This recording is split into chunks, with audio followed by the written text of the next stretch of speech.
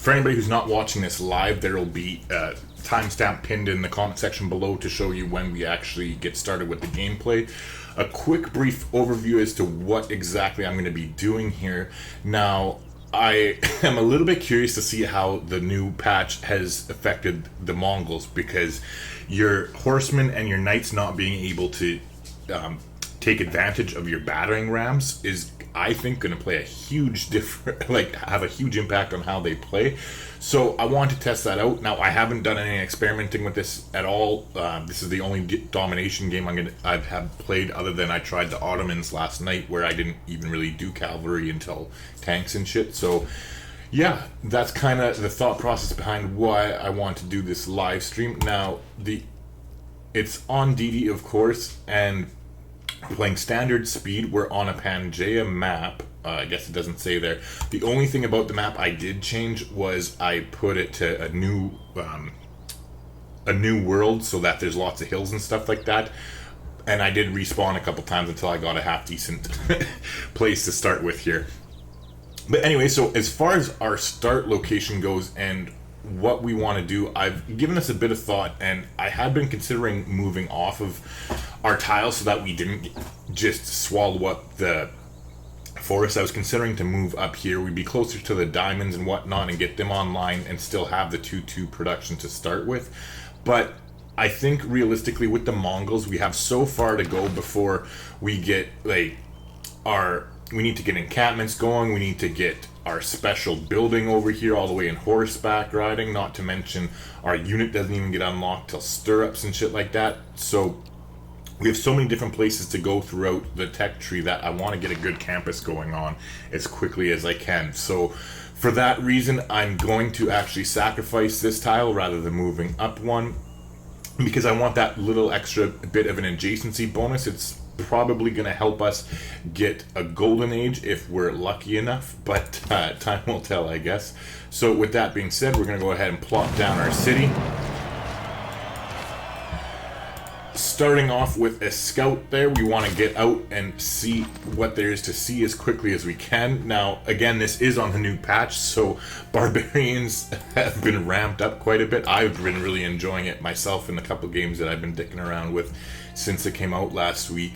As far as what tech we are going to go with, I think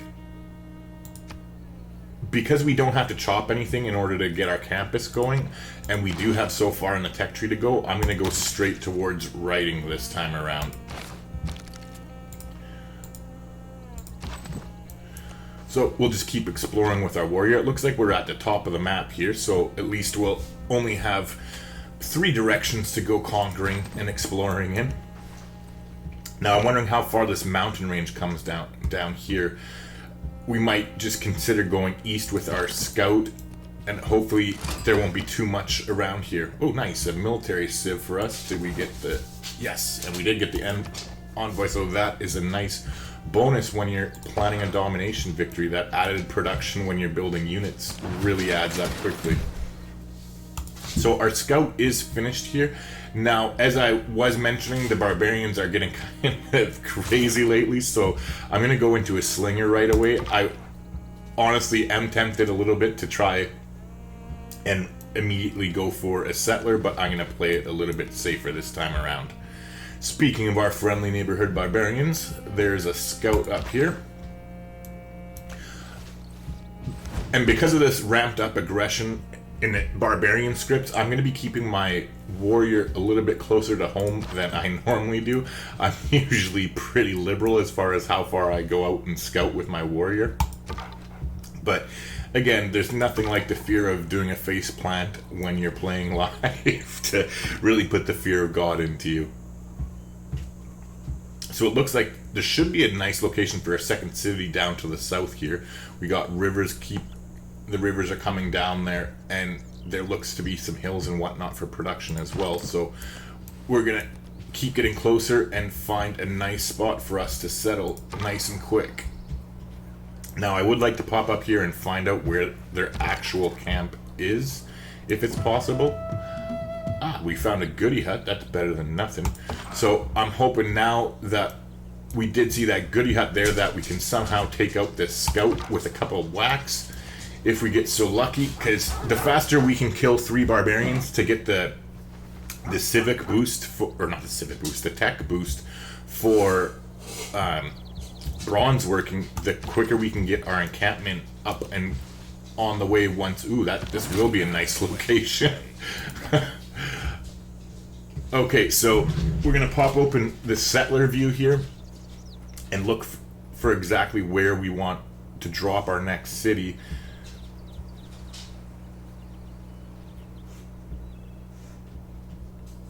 It's a shame we can't settle there. It's one too close. Now, I think with the added bonuses to quarries, that I think we'll go ahead and drop our first city here.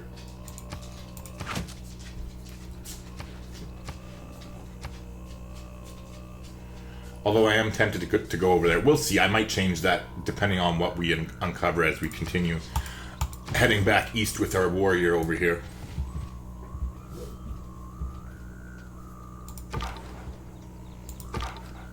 Okay, so we're going to keep hopefully hurting their scout in here. Nice. I think we've managed to do it. We'll take another shot with our scout here. And then next turn we should be able to finish him off, I believe. Okay, so now that the slinger is out, we still have 3 turns, unfortunately, to kill before we can start working on a settler here. So I am going to put a couple turns, might as well put a couple more turns into a slinger while we wait for the population to bump up.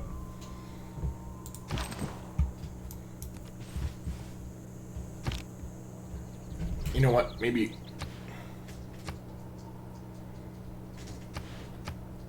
My fat fingers are hitting the wrong buttons over there. Actually, yeah, now that I'm thinking about it, I am still going to stay over there. There might be a possibility for a 3rd city in here, and I just really think that the extra bonus we'll get with all the stone around here, not to mention the 3 T's in the area, is definitely where we want to head out for our 2nd city. When you are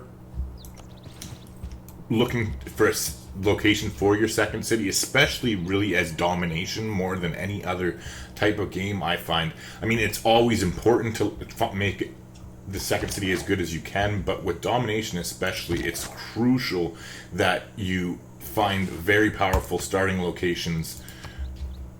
Oops, what did I do? I'm too busy talking. I freaking went the wrong way. Oh, hopefully I didn't screw that up too much here. We should be able to take him out, I think, here with the slinger. But as I was saying there, it's that much more important as a domination, because your first 2 to 3 cities are crucial. You need to get good production going so you can get a good start to your domination. And yeah, it's looking like we will have another spot for a city in here.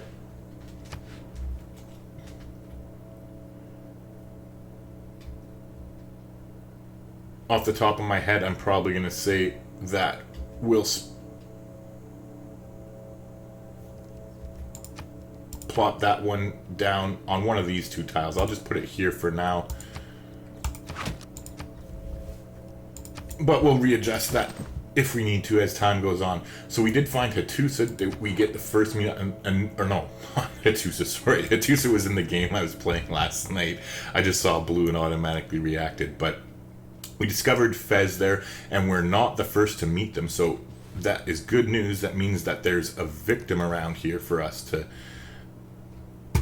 get a better look at. Now, we're going to head back over here. Hopefully we'll be able to catch that little bastard. I don't think we're going to, unfortunately. We will go ahead and throw Discipline in for now, because I'm sure there's going to be a barbarian camp coming up anytime. And we'll throw God King in as well, so that we can start working towards our Pantheon. And I think we're pretty much SOL that the scout did manage to bugger off and get away from us. So what I am going to do is have our scout come down here to heal quickly, and then he'll continue heading towards the east. As far as what we're going to go ahead and work on, I think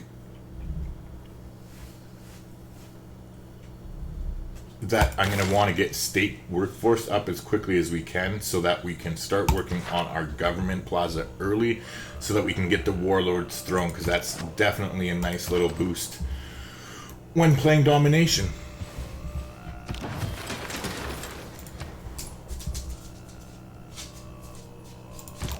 Oh, I think we did get him. He made a mistake. He went north. I'm pretty sure that will stop him right there and we'll be able to finish them off, which will always also give us the bonus to archery, so that's a nice little addition there. Now, I did completely forget to stop the production of the slinger here, so we did get another one. It's not the end of the world. We can always use them to explore. And as a matter of fact, we'll send them down south in case this little guy gets past us by any chance. Now again, we're keeping our barbarian pretty close to home because of the increased barbarian. There we go, we did get him. He's toast. So now, the scout's going to heal up and then we'll send him towards that goody hut over there to take a look and see what it is. Speaking of goody huts, we'll go take a look at this one. We did get an envoy. Now, in the early game, I really think it's important, unless you're going to be managing to get a suzerain of a city-state, it's important to get as many envoys as you can and spread them out so you get the early bonuses that they give you. Like +2 science in the early game is nice. I mean, that's almost 40% of our entire science that we just picked up there from getting that envoy. Now we are going to head out and explore with our slingers here. We're hoping we get lucky. Oh, my dog's poking around the bull here. Gunner, come here. You're being a pain in the ass, buddy. Go lay down. Alright, so where were we here? Wow, this is Gunner, everybody. Yeah, you're being a pain in the ass, buddy. Yeah. Okay, go away. Alright, so let's see here. Let's keep circling around with our warrior.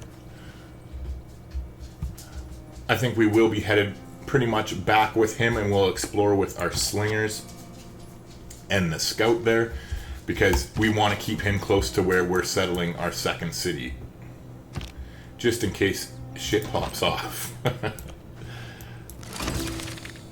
Okay, there we go. We met our third city-state and got the boosted political philosophy, which is always nice, and we are actually the first people to meet them too, so that's great. We got a +2 culture in the capital, which was actually more than a 50% upgrade. So that's what I'm talking about. Those small little city-state bonuses, they really freaking add up, especially in the early game here.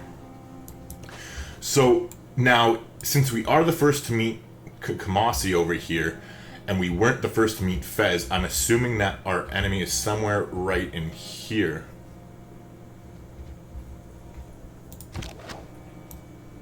Time will tell, I guess. Hopefully we won't see any. We'll take a look here on the loyalty lens, and we still don't see any negative loyalty, so that means that there aren't any enemy AI's cities that are exerting pressure on us, which is perfect because we realistically only really need 3 cities, and then we're good to jump off as a domination civ. Now we're getting closer to Ryder, so that's a good thing.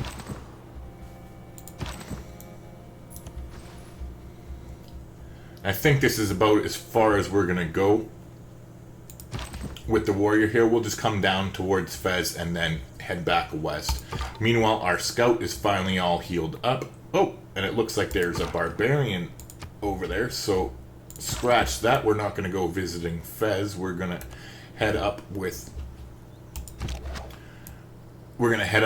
our warrior around that way, and we'll get the slinger to pivot backwards. We'll keep going south with this guy here, though. Aha, it's nice to meet the Kree, and we would love to sample your hospitality. Now, considering that these are going to be our victims here, I'm wondering if that completely screwed... Oh no, we can still settle there. Perfect. So, they haven't managed to screw up either of our planned city sites, so that's positive. And there's no point sending a delegation to them because we're going to be at war with them soon, so it's just wasting 25 gold in my opinion. Now, in the meantime, we finally finished our writing, which was a long time coming if you ask me. We're going to go ahead and get mining next so that when we do get a builder out, we'll be able to get some of these diamonds up online, and in fact maybe be even able to sell some to the Kree before we attack them. So we're just going to keep exploring with our slinger here. And we'll backpedal with our scout. We don't want him to get killed. There's nothing that the barbarians can do anyways. We don't have any improvements, so there's literally nothing for them to attack. So we'll just pop our slinger into our city so he's nice and safe there and start taking pot shots at the warrior. Meanwhile, we'll keep headed down south with the slinger there, and then our scout here is also going to head towards the south, and we're going to try and find where exactly the bigger Kree cities are, especially their capital if we can. That would be nice. So we'll go ahead and take a shot with our slinger here. Start chipping down on them. This slinger is just going to keep going. Alright, so we did manage to find their encampment here, and it's just in time. Now, I think that's more than 6 tiles away, so we're probably only going to get +2 air score. 1, 2, 3, 4, 5, 6. Yeah, of course, it's 1 off. It's 7 tiles away, so we will only get 2 air score. But 2 is better than 0. Unfortunately, because we decided to go after their scout with ours there, it's really kind of hampered our air score, and we only have 3 of 11. And I don't think that we are going to be lucky enough to get any more. Hopefully we'll be able to take another shot at this warrior here. I am going to go ahead and leave the river between us as that extra security bonus there.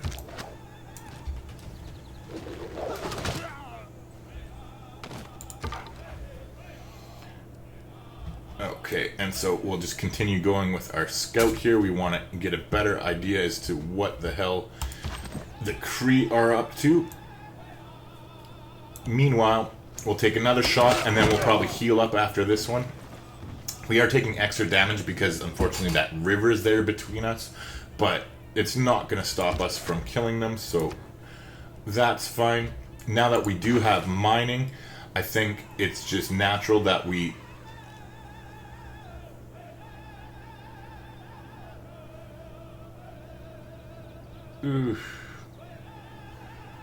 probably go towards bronze working, I guess, and at least put some science into it.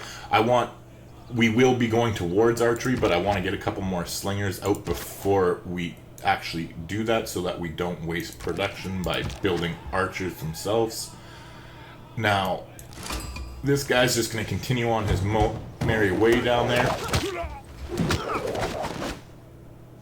We were lucky enough that the barbs pretty much suicided into us. We'll be able to finish them off here and get another kill, which is great. So that's 2, because that's 1. We got 1 kill for the scout, and now 1 for them. So once we clear this camp, we'll also get the boost to bronze working, which will speed that up quite a bit. Now, I've been talking so much, my dumb ass forgot to place the campus down, so we definitely want to go ahead and do that right now before it goes up any and gets any more expensive. So we did lay it down. We're going to finish the settler, and then next turn we'll get to work on that campus.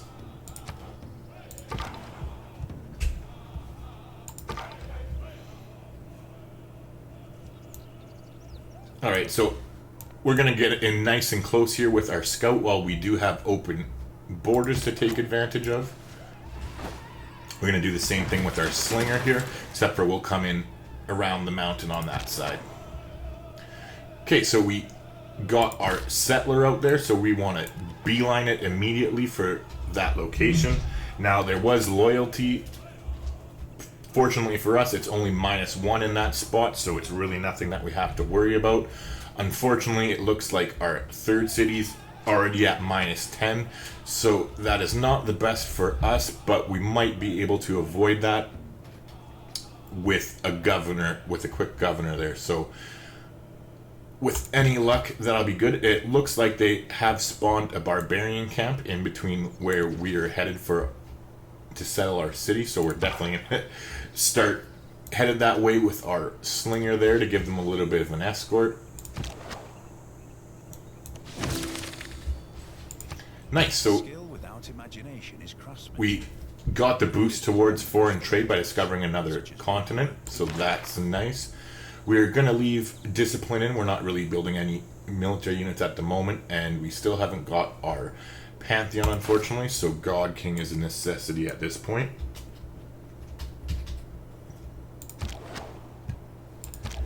Okay, so the slinger can get upgraded considering we're a little bit ahead of our settler here.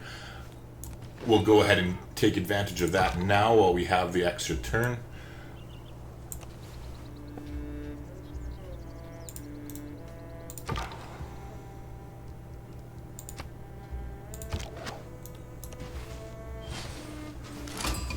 Okay, so I'm not sure if this is their capital or if they have a bigger city in here. We'll obviously be able to see in just a minute.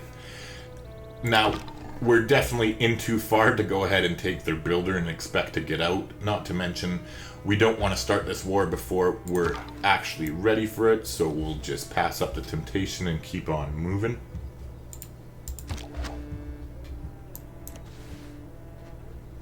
Okay, so it looks like this is their capital. Yeah, original capital of the Kree here. But their second city's down here. Now,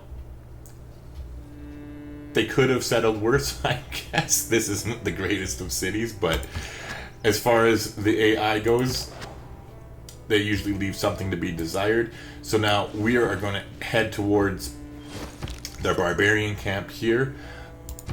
We'll be able to take a shot across the river at the spearmen here. Not to mention they won't be able to grab our settler there, because they'd have to cross the river and they'd lose an entire turn of movement to do that. Meanwhile, I think I've explored enough with the scout that I care about, so I'm just going to throw him on automate exploration there, so he goes and does his business by himself. Now, they do have a fourth city there, which is just great for us. We'll be able to get these three up and running and then go after them immediately. And it doesn't look like they're too defensive either. We should be able to attack them pretty easily, as there's no like rivers or huge obstacles really barring our troops.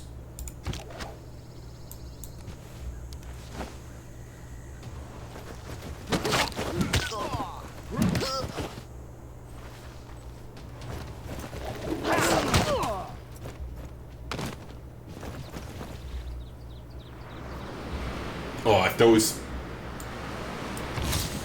Okay, so the flood wasn't too nasty, it just fertilized our tiles, which is nice, but what I was just about to say, if those frickin' bastards from Preslov nab that goodie yacht, or the barbarian camp, and get my air score, I'm going to be so pissed. Now, this is going to hurt, because they're definitely going to take a shot at us, but I think this is our only chance to actually get the goodie, or get the barbarian camp.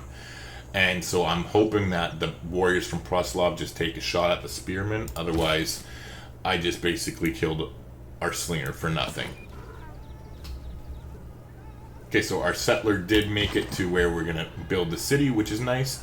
Now, our warriors healed up quite a bit. We'll go ahead and take another shot. It just really sucks attacking across the river.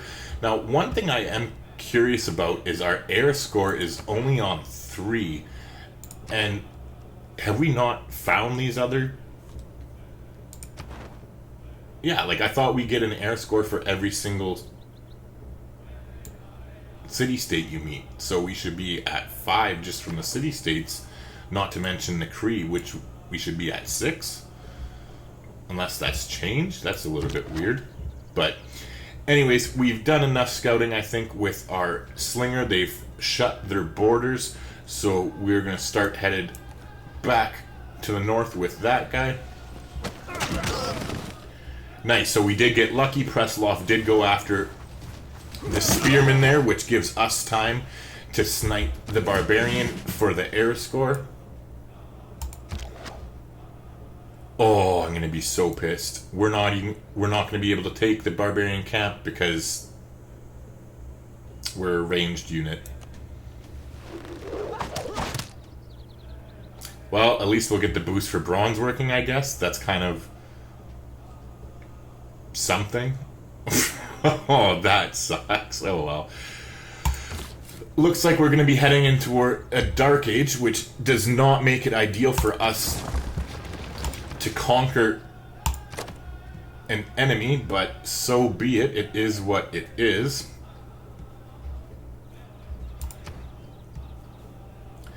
Alright, so we're going to get started on a monument here in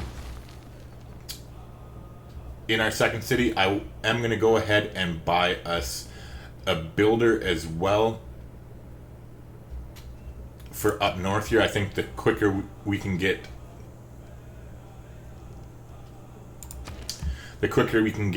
some of these mines up and running and sell the diamonds, the more we can take advantage of the early units. No.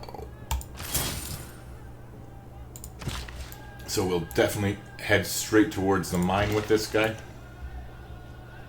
Or straight towards the diamonds, rather.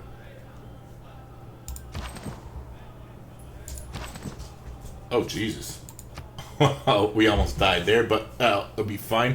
I'm going to go ahead and take Battle Cry, and then it looks like they're going to be suiciding into us here, and we should be able to take their camp next turn. We're one turn away from getting bronze working, so we'll be able to get to work on an encampment fairly quickly there. And like I said, it's looking like we're headed into a dark age. Unfortunately, it's just the way it's going to go.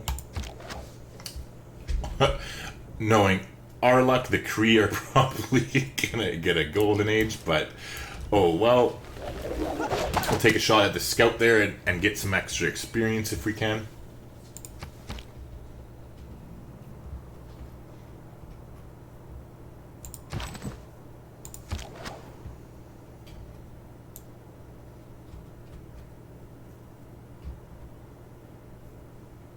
Guess we're gonna have to go the long way around because the Kree are dicks and blocked off the mountain pass there. Bronze is the mirror of the form.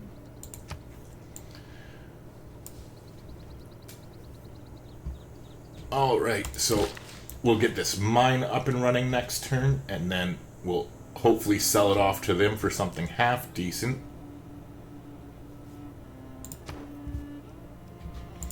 As far as where we're going to go next, let's pick up animal husbandry and sink a little bit of science into archery there as well, so that we'll be close to it when we need it. Meanwhile, our warrior is going to heal up and then finally make his way to go get that goodie hut. Actually, you know what? Cancel that. Go get the goodie hut first and then heal. You never know.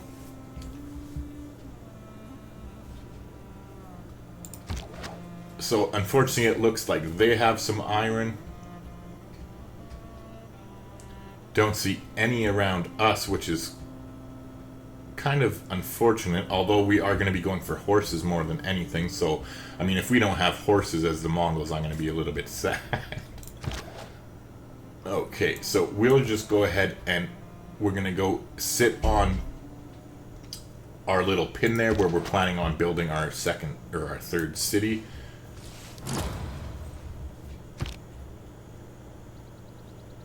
Got 7 more turns until we hit our dark age. Got that mine up and running, so let's sell that off as quickly as we can here. And unfortunately they have diamonds as well, so we are just striking out all across the board, unfortunately. I mean, I'm sure they won't take anything for it, right? Yeah, go fuck yourself. No thank you.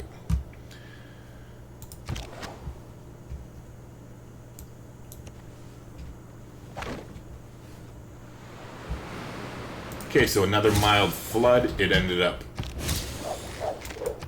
improving 2 tiles. Now I'm looking over here and I do see iron this way. And there are quite a few hills over there. You know what? Yeah, that loyalty is going to make it impossible for us to go over there. With us headed into a dark age, there's like zero chance, basically, of that working out well for us. So I think what we'll do... I hate aqueduct cities.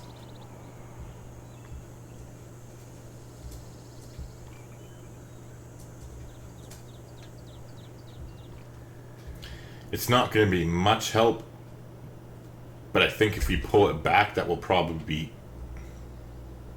No, because I don't want a shitty city either.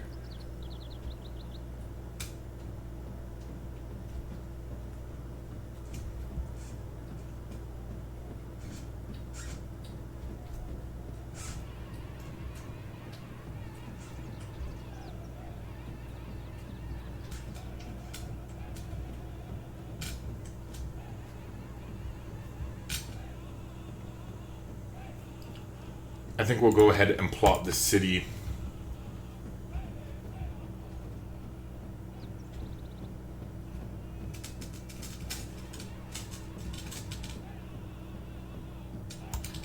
down here. We'll back up a couple steps. It is still going to be rough with the loyalty, but hopefully those extra 2 turns will help us a little bit. We are going to start attacking them in the relatively near future anyways, so that should be good.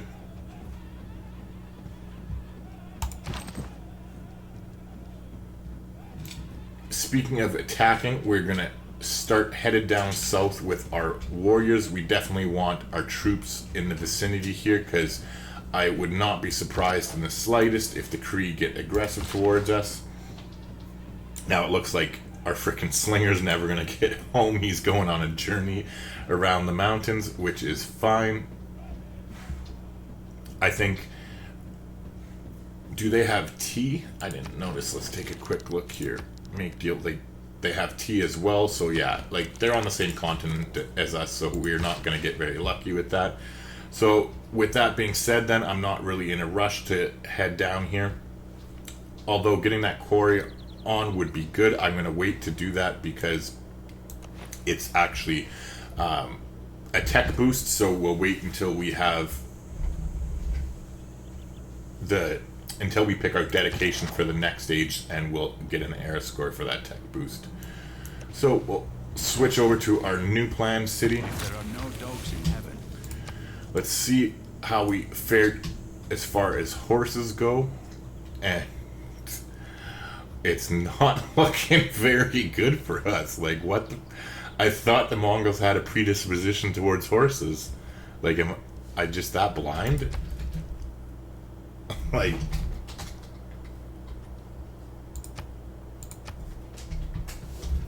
Oh, I am blind. I'm sitting right on it. But still, 1 frickin' tile? Is that it? And 2 more way over there? Oh, that's going to be painful for us. Okay, so that definitely kind of tells me exactly where I want to go. As far as our governors go, we're definitely going to want to get Magnus going on so that we can get up to his promotion for the Black Marketeer. We're going to definitely need that for building horsemen and our other cavalry units. In the meantime, we will eventually probably pop over and settle over there if there's some fresh water and we can grab those horses, but that's not going to be anytime soon. We definitely want to get our attack going on and start getting aggressive in the very near future here.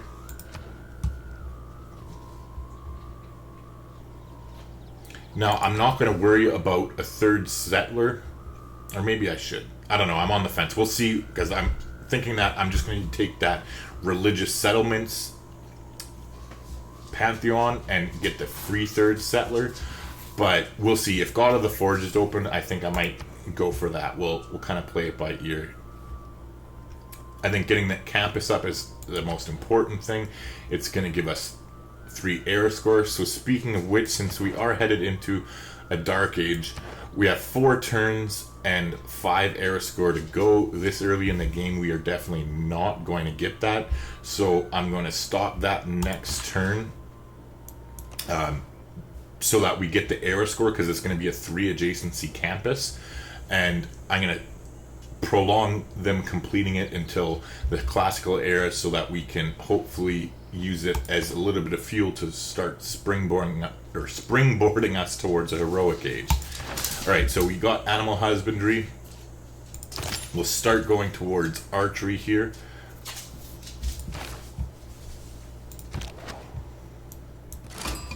Our long lost slinger. Okay, so here's Gandhi. We'll go ahead and send him a delegation.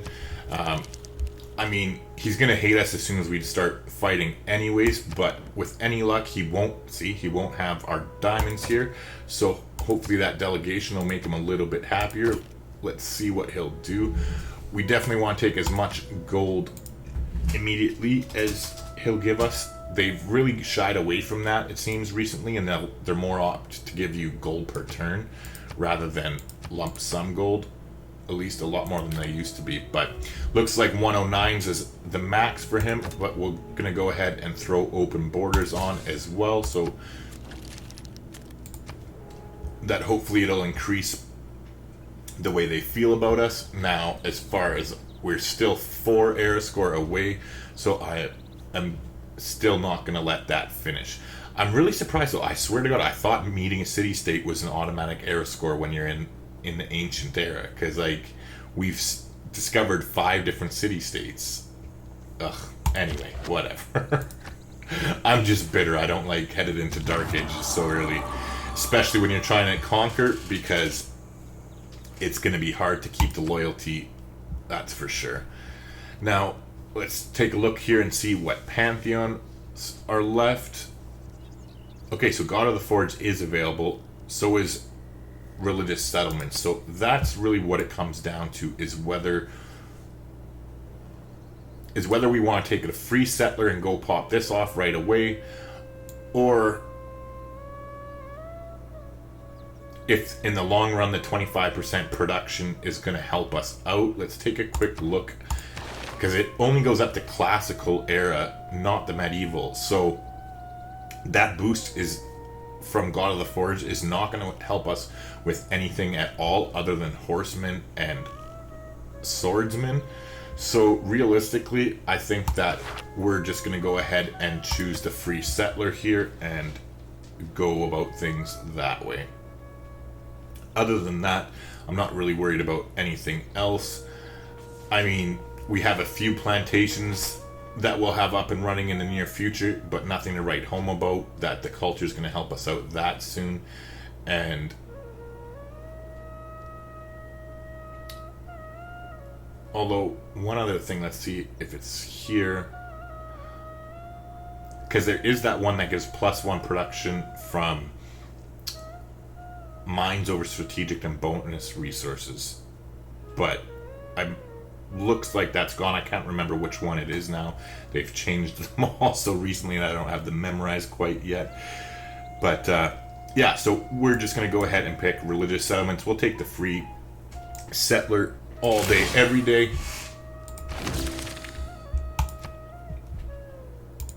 So speaking of which, now that we have them, let's go ahead and send them on their merry way. Like I said, we want to get our troops around here as quickly as possible, because I would not be surprised if the Kree decide to get a little bit feisty with us.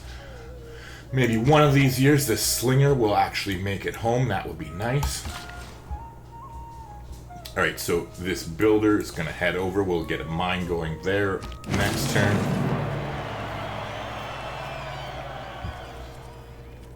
Oh, shit. A strong economy begins with a strong, well-educated workforce. Oh, well, there you go. It worked out in the long run. I was going to say, oh shit, I forgot to stop the production on the campus, but I guess we got an extra era score. What did we get the 4th era score for? I'm curious here. Okay, so we got +3. I knew that. Oh, we got the for our pantheon. Okay, so it worked out just perfectly that we hit a normal age, which will make things a lot easier for us to conquer the Kree. So that actually worked out as about as good as could be expected. We shouldn't have completely horrible loyalty problems, just mediocre loyalty problems. All right, now we got state workforce, so we're gonna get our second city started on the government plaza right away so that we can get the warlord's throne going. Now that we have state workforce, we're going to head towards political philosophy as quickly as we can. As far as our policies go, I'm not really worried about barbarians at the moment. We definitely want to get some troops coming out because, as I said, it's just a matter of time before the Kree get aggressive with us being so close to each other like this in the early game. Plus, it's perfect timing that we actually hit our pantheon as we were switching policies, so we don't get stuck with God King for any longer than we have to. Now, I think whether I want to take Ilkham or urban planning here,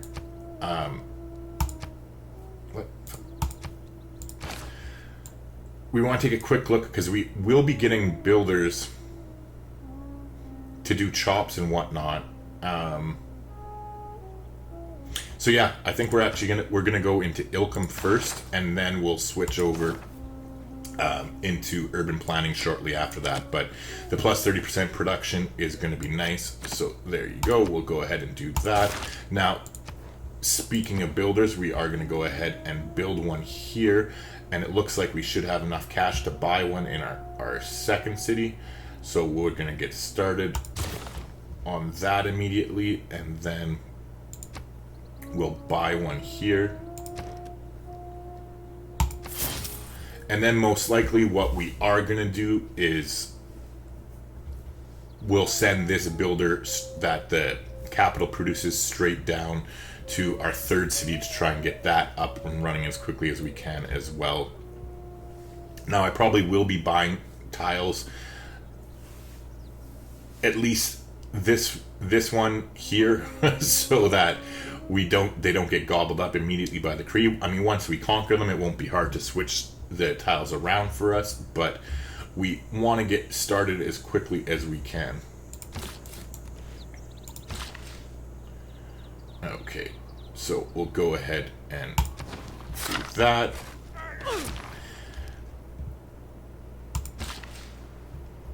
Now that this guy's here, we're going to build a quarry, but we're going to hold off a turn here. Or not a turn, I think a couple turns, right? Oh no, just one, perfect. We're gonna hold off and wait on that until once we get into our next stage, so we don't waste the era score, because it's a tech boost. So once we take, I always forget what the frickin' thingamabobber's called. Free inquiry, I'm pretty sure. But yeah, so since we'll be taking free inquiry, we'll wait for that. We're also going to wait here. I'm going to go ahead and build a farm on here, but we're going to wait for that until next turn, because that's the boost towards irrigation, which is another era score for us. Sure, we'll sample your hospitality, Rome. Whereabouts are they? Not quite sure. Now, we did go ahead, I wasn't paying attention, we did go ahead and get archery, but I mean, that's fine. We did get a couple slingers out, and we want to get towards horseback riding as quickly as we can now. The thing is, with that new change to the battering rams and the siege towers, they don't work with our cavalry whatsoever. So basically our window for using cavalry is very, very short-lived as far as I'm concerned. I mean, like, once they start getting walls up, I'm pretty sure that we're basically kind of shit out of luck with our cavalry until we get all the way to bombards. But time will tell here. So we're going to go ahead and plop this guy down. We're definitely going to have to go ahead and get a governor in there. We're going to get Magnus. We will want to switch him out as soon as we can, but we're going to have to wait until they get their population a bit higher before that helps. So we are on a bit of a time crunch here, as we only have approximately 24 turns before they rebel, but that'll play around a bit here. As our second city's population goes up, and so does that one. So I already mentioned it, I was right, it's called Free Inquiry, so we're going to go ahead and pick that as our dedication bonus here. Getting +1 air score for every time we trigger Eureka. I always pick this one early when I miss out on a golden age, because especially in the very, very beginning of the game, it's much easier to go ahead and get your tech boosts than it is to get the civic Eurekas, I think they're called. Alright, so speaking of getting those tech boosts, we're going to go ahead and build a quarry. And then we're going to go ahead and build a farm here. What the hell? We didn't build a quarry before, did we? I thought building a quarry was the thing for masonry. Oh, okay, I guess it just didn't pop up for some reason.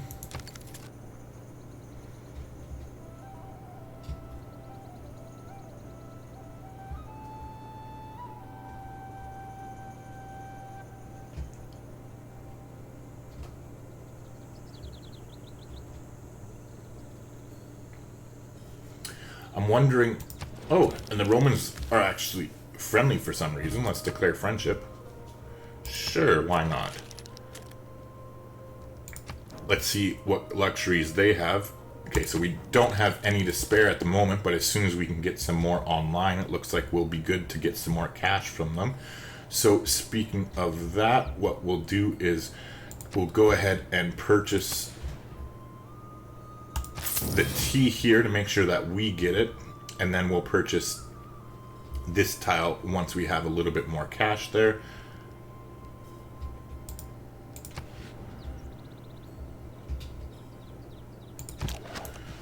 We'll head out with our troops so that we're sitting there ready and waiting for them.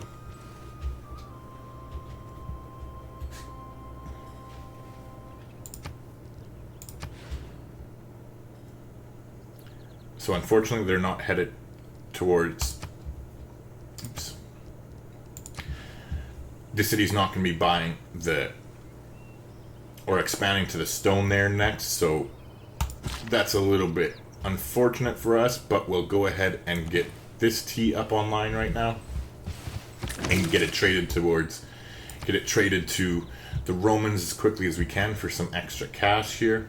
Now, our second city, as far as where we want to place, I want to do a little bit of brainstorming here and see where we want to place our government plaza, because I think with the way we have our triangular base set up between the three cities here, that we should be able to help out all three cities realistically. I just want to try and figure out in a way that's going to minimize the amount of hills we're going to lose. But unfortunately, it doesn't really look like... I guess this would be the ideal location for it.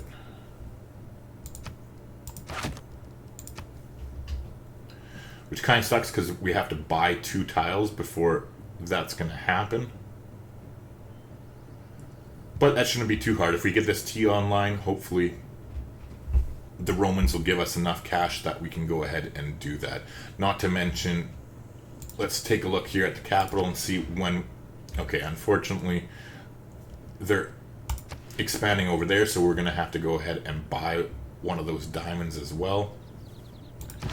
Alright, we can do this. Let's see. Let's get refocused here. So we're going to heal up our warrior here. Our slinger's just going to sit there and stay alert. Speaking of slingers, this guy's finally getting close to coming home, which is a nice thing. Oh, we don't have irrigation. I completely forgot about that. And we're a ways away here from... I want to make sure that they're... Yeah, they are working that tile, okay. We're a ways away from getting our 4th population, which we need to get that encampment, which is kind of a pain in the ass, to be honest. We need to keep Magnus in the city here until we can get the loyalty situation fixed, so there's not really even any chopping that we can do. There's no rainforest or anything here, so that is unfortunate that we're just going to have to kind of wait it out. Now, once this builder comes out, we can build another farm, and that might be able to help us out a little bit. Not to mention, if it does expand here in a couple of turns, how many? Oh, Jesus, 16 turns. Never mind. It's going to take forever. So let's see how far away from irrigation we are. So we're only 3 turns from irrigation. You know, I think that's more important than horseback riding at this point, is getting this online so that we can start working towards getting the government plaza and everything going. Now, in the meantime, we don't even have enough money to buy that hill either, so there's not really much that this guy can do. So we'll just skip turns for now. They're sending us a delegation. Sure, we'll take your 25 bucks.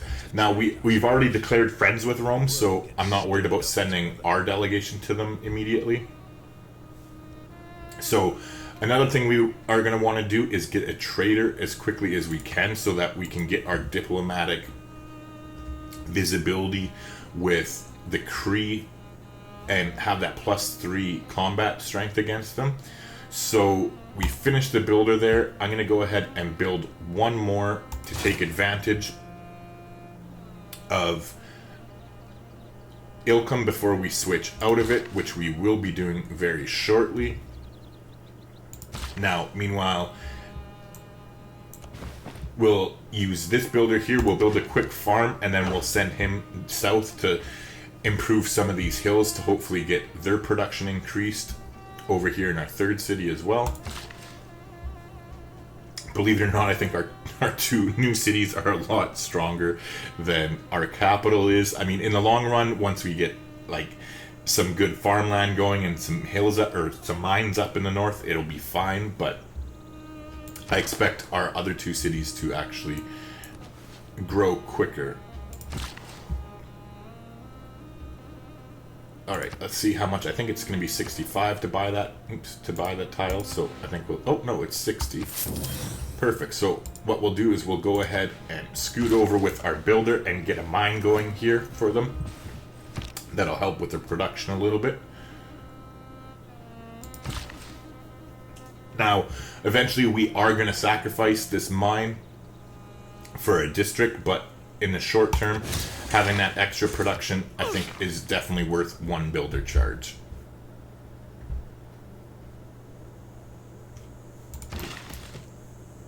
So we'll send him back over that way later.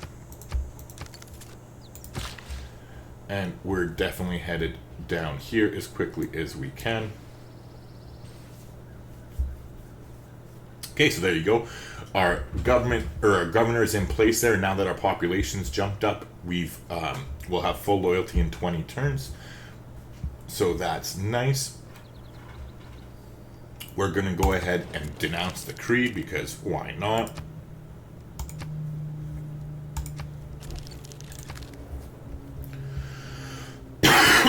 Excuse me.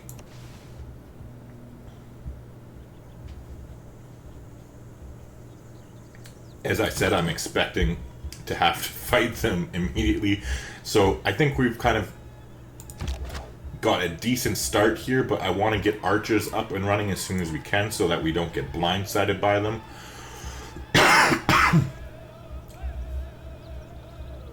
It would be nice to get a second settler so that we could get those 2 horses online over there, but I don't know whether we're going to be that lucky before we start attacking. Now, I'm going to talk to the Kree here and see if we can get open borders. I guess me denouncing them probably wasn't a good thing, as our scout is locked in here.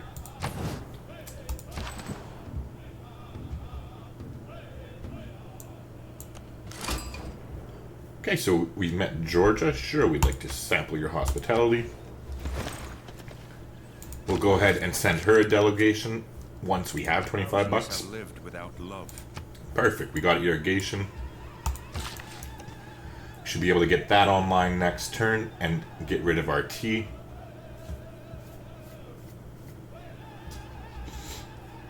Now, we still don't have 25 bucks, so unfortunately we can't send her a delegation. That's pretty sad, actually.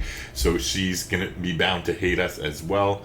But I mean, realistically, everybody's gonna hate us once we start conquering, so it is what it is.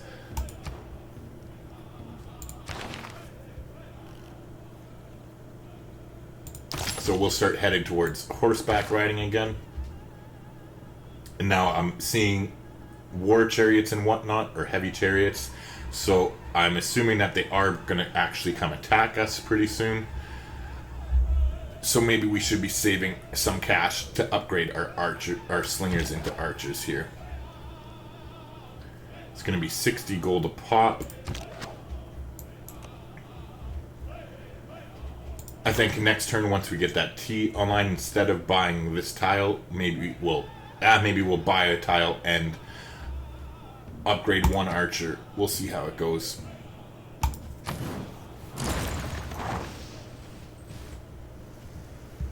Okay, there's a drought, but it doesn't look like it's really impacting our cities very much. So for now, we're okay with that. Go ahead and get that T online and talk to our friends, the Romans here.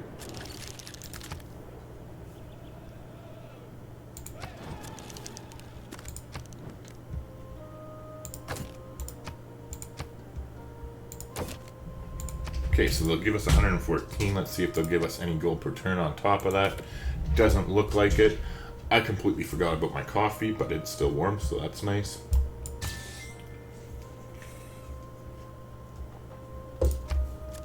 Alright, so they gave us 114 gold, which I will take at this point. We can use anything we can get our hands on. We'll go ahead and upgrade that archer right quick, as well as hopefully buying this tile. We'll see how expensive it is. And unfortunately, it's 100 bucks, so we'll have to wait until next turn, but it'll work out nice that they'll have their monument done just in time as well.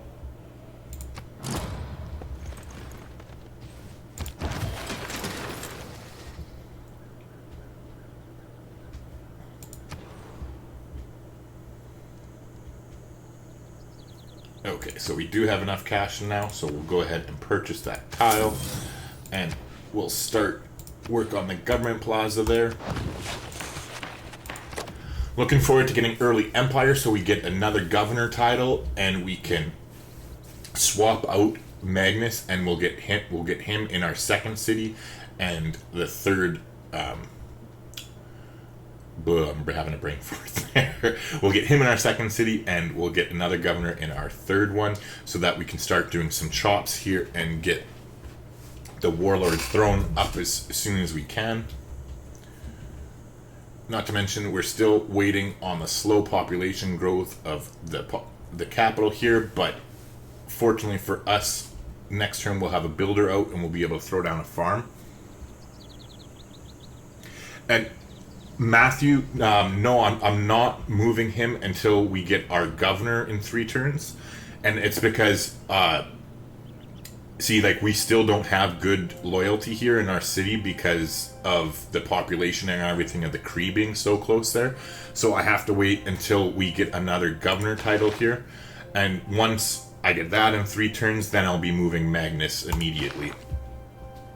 But it's one of those things that we just basically have to bide our time and wait until our loyalty situation improves a little bit. But it's definitely freaking annoying keeping him there as it is. Okay, so we got the builder there. We'll go ahead and start on a trader quickly, as here we want to get that increased diplomatic visibility. Now, I think the next thing we spend money on will be buying one of these tiles. I think they're going to be 100 bucks. Yeah, so we'll have to save up for a little bit to get that. But we'll go ahead and build a farm here. Sure, we get an extra little bit of air score, but it's actually the population growth that I'm after here. Because we want to get to 4 so that we can start work on our... Oh, I'm having a brain fart. Start work on our encampment as quickly as we can here. It's a little bit painful that it's taking so long. Now, let's take a look at their citizens and see how they have them. Yeah, see, I think we're going to definitely prioritize growing rather than having the production.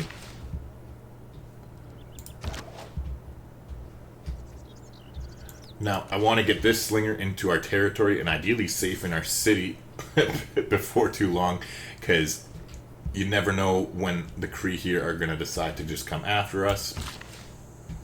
We got a mine up there. We'll go ahead and build another one over here underneath our warrior.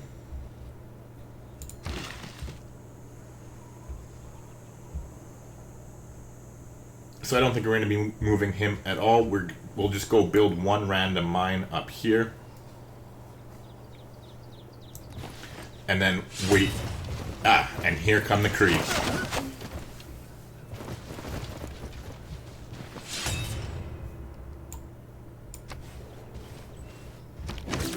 Well, hopefully we don't get steamrolled.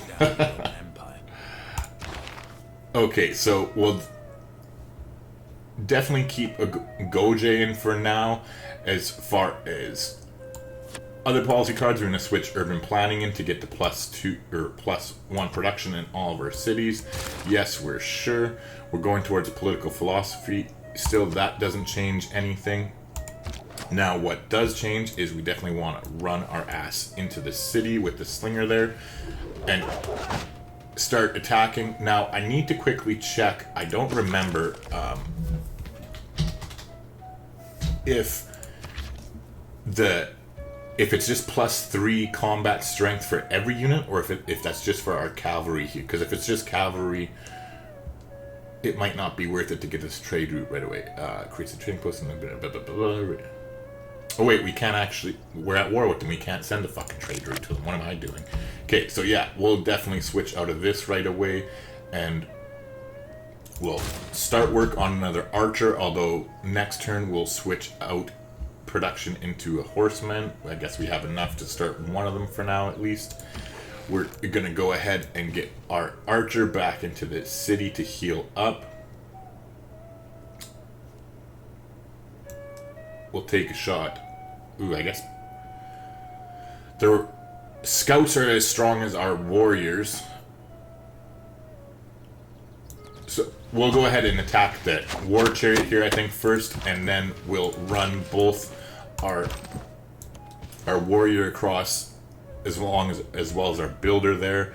Now, I think obviously with everything that's happening here that our government plaza kind of takes a back seat, so we'll start archers right away in the second city as well. Let's see if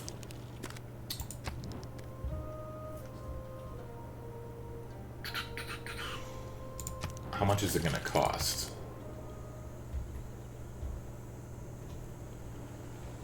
It's going to be too much. We need 60 gold to upgrade that, so we need 29 gold. Let's see if our lovely friends, the Romans here, will give us 29 gold for 4 horses.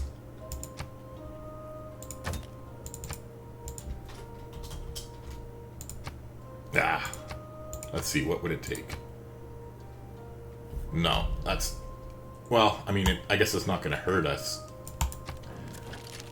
How many turns until we get it? 1 turn, so we'll need a 20 next turn, and we're getting 2 more per turn, so we can give them 6 horses. So let's see what they'll give us for 6 horses. Make a deal.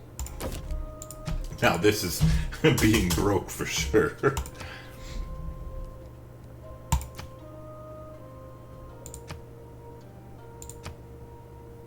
Let's see, get rid of that.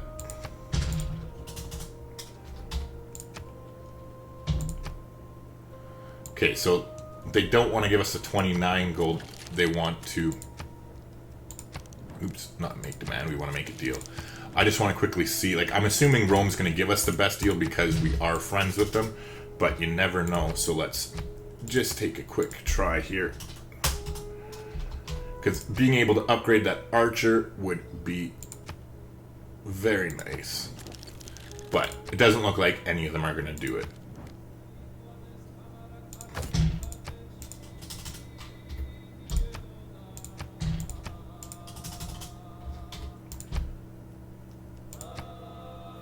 Okay, so she'll give us 15 gold. That's the most lump sum gold that we've seen. So we'll go ahead and do that. We'll have 20 gold next turn to start producing our horsemen right away in the capital. We'll go ahead and take Victor here. Does he have his city defense thing right away? Yes, he does. Okay, perfect. So this is what we've been waiting for. Not for them attacking us, but we've been waiting to switch out Magnus. We'll reassign him into our second city and get Victor headed to our third one. Alright. So that's a start anyways. We still actually just might get rolled here by the Kree. We'll have to see how this goes. Well, the good news is our scout is free to continue moving through the territory and go exploring. Unfortunately,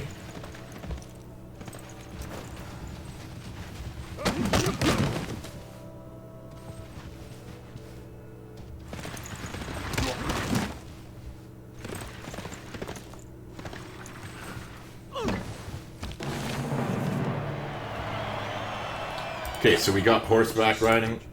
Yes, yes. We want to go ahead and...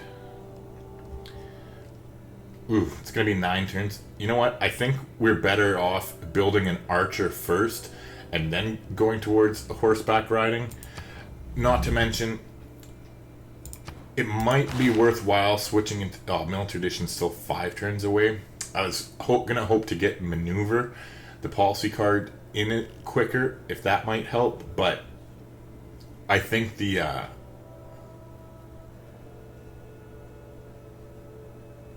oh, it's only melee units that get +4 strength with that. You know what? I think it is better for us to go towards military tradition first, so that we can hopefully get the +50% production towards towards cavalry. What I am going to do though is I'm going to start building it so we just got rid of our reservation of horses, and now I'm going to switch back into the archer. Oh shit, never mind. Looks like they outsmarted me. I thought it would at least start counting back up to 20, but we're not going to be that lucky. So we're still 6 gold away from being able to improve our slinger into an archer over here. Unfortunately, our archer's still not at the best of strength, but we're going to keep taking pot shots at their war chariot over here. We'll go ahead and use the last charge on our builder there, and I think this hill is as good a place as any for our warrior to make a stand. Hopefully he'll be able to tough it out, and the war chariot will suicide into him next turn. Now I think we definitely do want to just go ahead and take a shot at the warriors here. With any luck, they'll be able, or that'll force them to suicide or use this turn to heal up, one or the other. And next turn we'll be able to get an archer. We might have to back up depending on how much damage they do to our city there, but we'll play that by ear, obviously. Now that we've gotten horsemen there,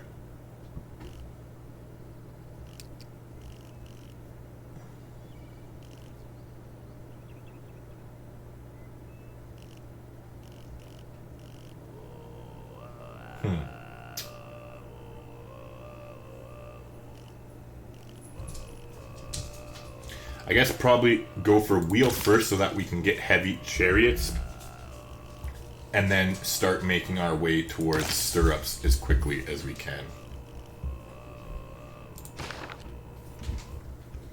And that will go along with our maneuver policy as well.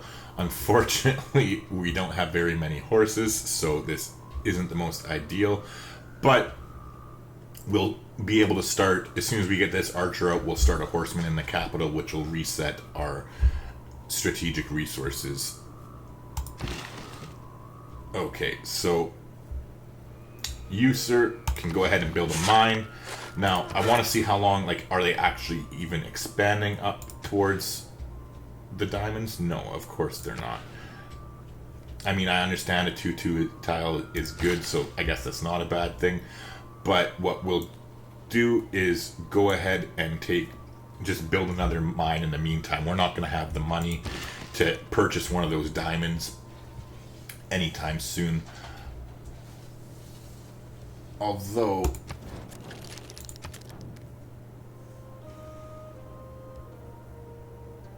you know what? Let's see here. Hold on. I want 6 gold, buddy. Just 6 gold, right? That's all we're short. Let's see if we can get that quicker the next turn. Yeah, we're just short 6 gold. So what would it take for you to give me 6 gold?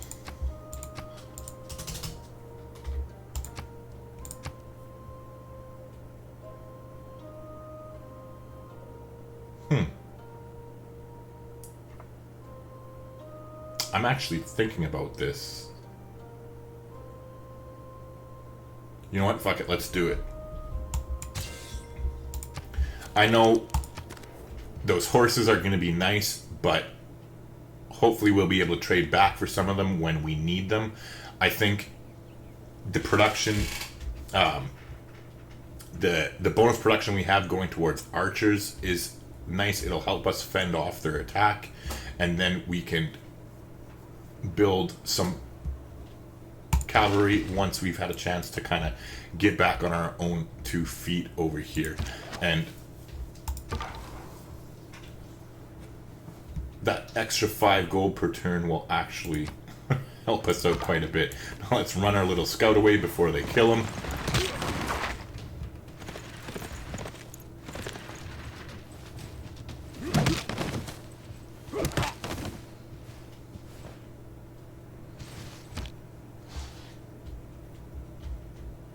Okay, so we're definitely going to be losing the city, it looks like, next turn here.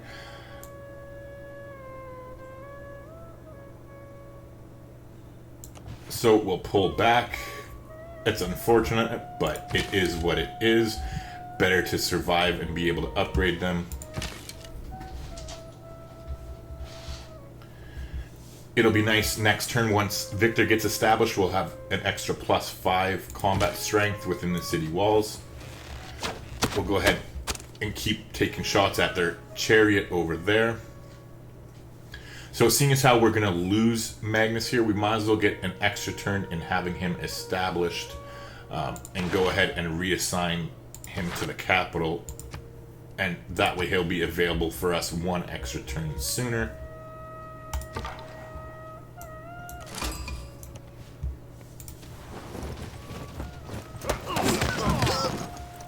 So hopefully our warrior survives this double hit from them.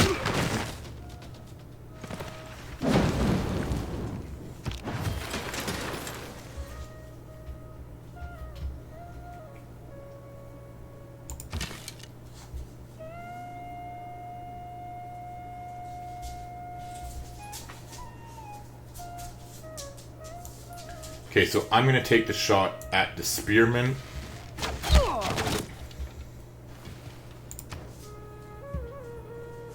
And I didn't realize we were still building a monument here. That was a screw up. Yeah, we'll definitely start building an archer. At least we're only 1 turn away from them there.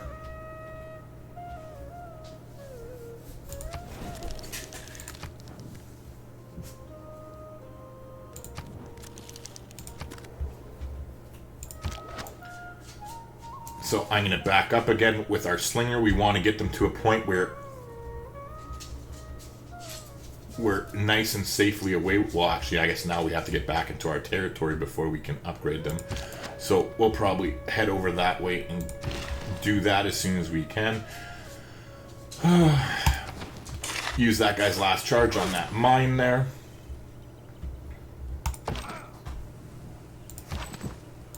Okay, and again, our warrior will just continue his heroic last stand on that hill there. Hopefully he won't get destroyed too quickly.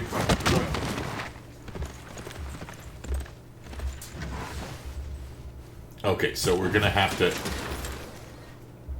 run our ass away there. Unfortunately, it looks like this might just be a complete failure of an attempt, because now that our second city is taken over by them, we're losing loyalty here in our third city, even with our governor established. So that is definitely not good, as it's going to take us a while to get our second city back under our control.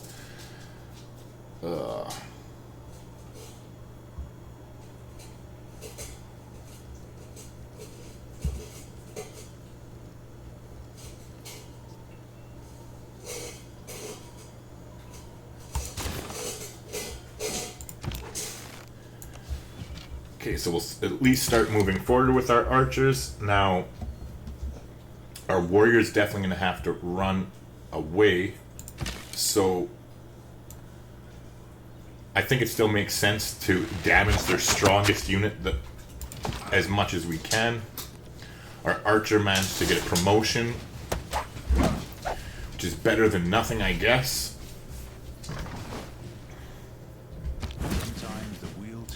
But I really think that this is just going to be one of those games where we got our ass handed to us. But we'll fight it out for a little bit longer here. We'll upgrade.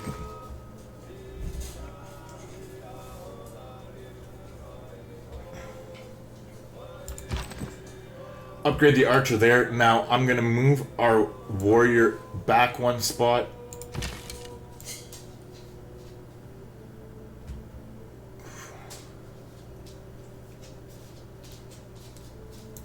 We'll flip-flop there so that our city has higher hit points, plus our warrior will be able to heal up in there. Our archer does have a promotion, so we're going to go ahead and take that right now. And ooh, actually the extra, normally I'd go for arrow storm, but I think I'm going to go for garrison.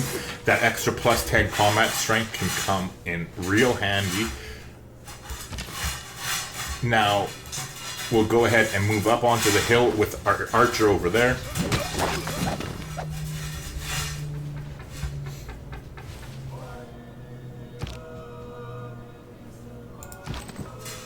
Okay, so in the meantime, Gunner, get away from there. In the meantime, we're still going to let our barbarian, or our barbarian, our warrior heal up there. We can take shots at their warriors with that one. Now, I think we'll back up with this archer and attack that warrior. And the same thing with our archers here. We're going to back up one slot, and we should be able to finish off their warrior. Or at least cripple them. Well, I was hoping for a completely kill, but oh well. He already has one promotion, so I'm sure he won't get a second one from that. Unfortunately, their spearmen were able to catch up with us there.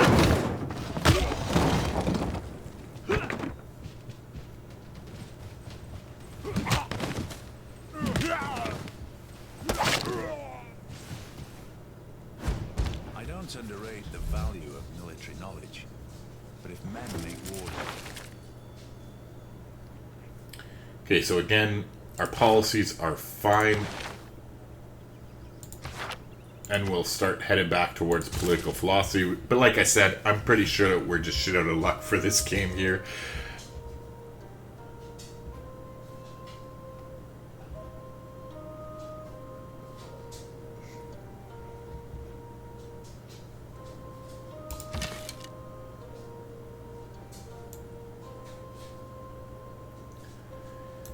Okay, so with our archers, we'll take a shot against their warriors there. We're going to move our warrior there to kind of intercept. Start on an archer right away here. Now, we want to move back. You know what? I want to kill this spearman here. So I'm going to let this archer take a shot if we have to. I think finishing this spearman off is worth it. And this is our most upgraded archer, so keeping them alive is definitely something that we want to do. Unfortunately, we're going to lose the city here, I think, this turn. If I was thinking, I would have got the warrior out in time, but unfortunately, it is just one of those things. Oh, did they not take the city? I guess they must have just been... Oh, never mind. It was just lagging for some reason there.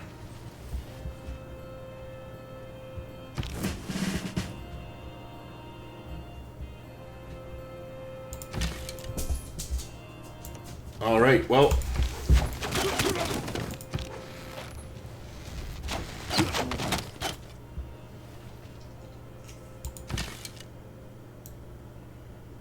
We'll move forward one and attack.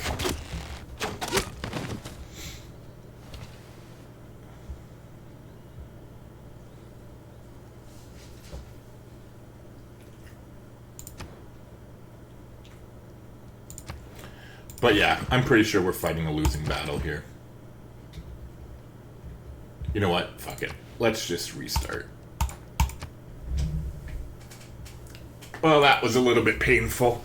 There's nothing like playing a game live and getting your ass handed to you, but you can't win all the DD games. From the first stirrings of life beneath water, to the great beasts of the Stone Age, to man taking his first upright steps, you have come far.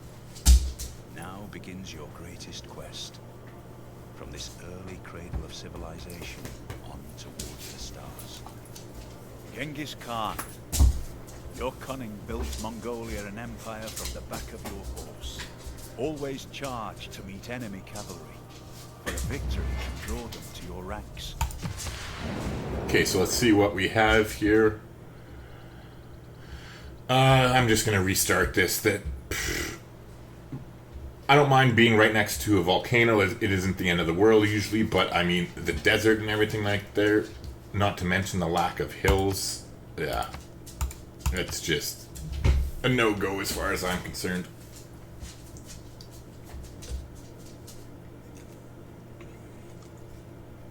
From the first stirrings of life beneath water, the great beasts of the Stone Age, the man taking his first upright steps, you have come far. Now begins your greatest quest. From this early cradle of civilization on towards the stars. Genghis Khan, your cunning built Mongolia an Yeah, I'm pretty unhappy that we lost there, to be honest. It looked like that was going to be another game there. If only I was a wee bit more prepared a little bit sooner, it would have been, I think, quite interesting.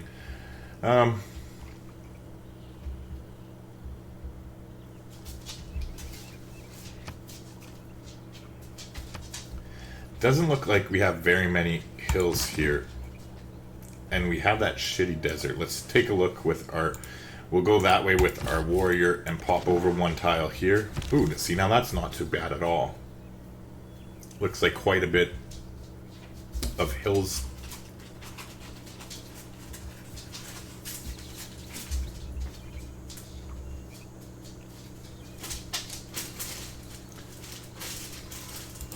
I think what I'm going to go ahead and do is settle on the marble.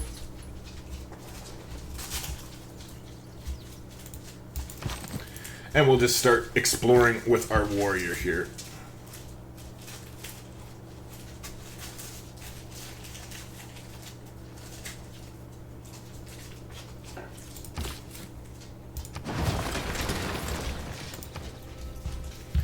Alright, so round 2. Fuck. Let's keep exploring with the warrior. Okay, so we found the second continent. That's nice. Again, same thought process as before. Actually, you know what? This time I think I'm going to go for a builder a lot earlier than I did last time. So this time around, I'm going to go for mining first and then head towards writing after that. We do still want to get that campus up fairly early, but I want to be able to improve some of these hills so that we can get some frickin' decent production going out of the gate. Now, nice. That's a first meet on Zanzibar, so it gets us some cash there. Let's take a look at our settler lens here, and I think we'll have a nice spot for our second city. We'll plot that down right here.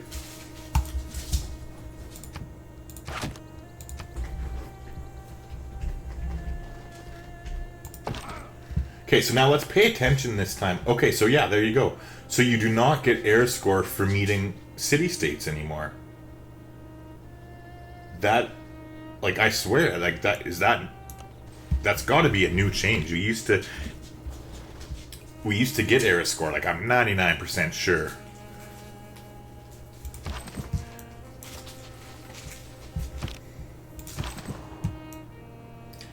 Okay, so looks like we have this big ass mountain range here, so we're just gonna kind of follow it and see what there is to see.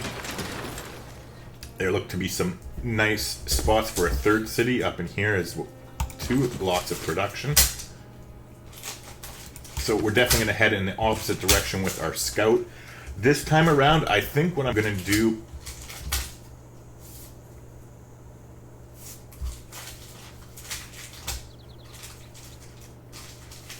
I'd like to try and get a golden age if possible. You know what? I think I'm gonna go scout, and take it from there. Now that we're not getting air score for meeting civilizations, like really the only air score we can get, I guess, is from goody huts and meeting other players. So I think it's definitely important that we get out there and meet some fucking players. Okay, so again, we're just going to head totally down south with this scout, and then with the second one, we'll head to the east here while our warrior keeps checking out the mountain range to the west.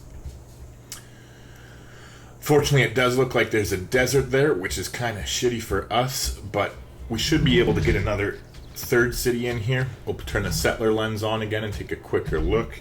I always switch it to strategic view when I'm looking to plan a city too. My blind old ass finds it a lot easier to see the hills when they're figured out for me this way.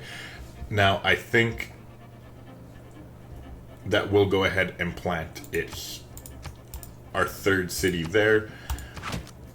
It has access to the fresh water plus a decent amount of the hills, and unfortunately it does still have some desert tiles there. It can't really be avoided. You don't always get to have the most ideal situation. Okay, so we'll keep going south with our first scout. Best. Man is the noblest of all animals. Now we're going to change policies, and we're going to throw survey in. Since we are going with 2 scouts, we definitely want to get them to get promotion as quickly as we can, so that it'll help them cover more territory. And as always, we're going to go with God King. The only time I don't go with God King is if I'm playing a civilization like Mali or Indonesia or something that gets the ungodly amount of faith at the beginning. Then it's usually a much better pick to go with urban planning. Okay, so we're meeting Teddy, and sure, we'll sample his hospitality. We got the boost towards writing, and okay, so that is an error score. Meeting an enemy AI is still 1. But unfortunately for us, we're going to have to take a look at the lenses here and see the continent, because Teddy gets +4 combat strength on his continent, and they are on ours, because it looks like the second continent is up to the north. So that is going to be a bit of a struggle for us when we're fighting him. But fortunately for us, it does look like he's quite a ways away, but that's not going to last for long, as I'm sure they'll be forward settling us any day now, or any minute now. Now, as far as what we're going to go for, I figure we might as well go towards foreign trade, since we already got the boost for it there. That'll give us some more time to get our builder out and get some of these tiles improved. So our scout will just continue on his merry way. Hopefully we find a goody hut or a barb camp soon. Like, I swear to God, I know I keep talking about it, but that's, like, I'm 99.9% sure that's a new update. Like, since when does meeting city-states not give you an error score? So now the only ways correct me if I'm wrong, but the only ways to get era score then would be to find enemy civilizations or to clear barb camps or land on goody huts now. So, I mean, that's really, really limiting your chance of getting a golden age in the classical era. Maybe it's intentional that they kind of want to shift away from that, but oh well. Okay, so now I am going to kind of roll the dice here, as I'm sure our barbarian friends will be coming to knock pretty soon, but I'm going to go ahead and start work on a builder right away before moving into a slinger. I want to get these tiles upgraded and start getting our production ramping up, not to mention the bonus for craftsmanship would be nice to get as well.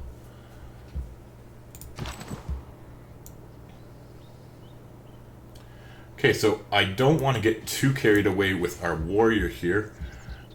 I think what I will do is just start coming down south a little bit and then come back towards our home territory. Now, I don't want to get engaged with their scout. I want to just keep exploring. We'll have to wait till next turn to cross the river.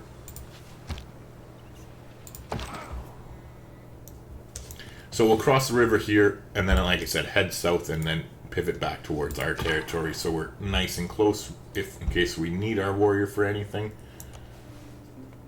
Alright, so it's looking like this mountain range is quite extensive, so we might be locked in here with pretty much just city-states and America, so that should be interesting.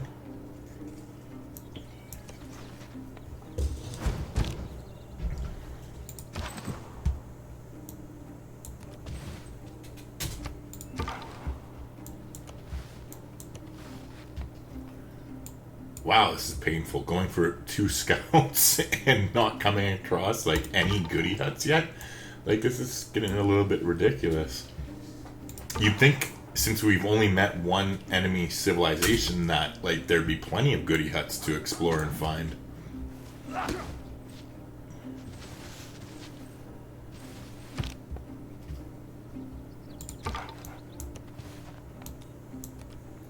Oops. We'll pop down one just so we can explore a little bit more this way.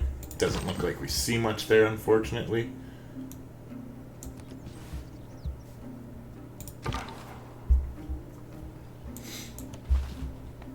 Yeah, like it's really looking like we got some slim pickings this time around.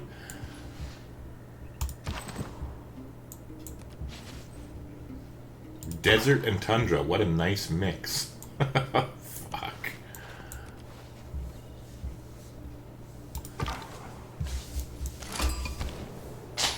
Alright, so we met the Egyptian, so I guess we do have some other people to play with. Yay, we're up to 2 era score.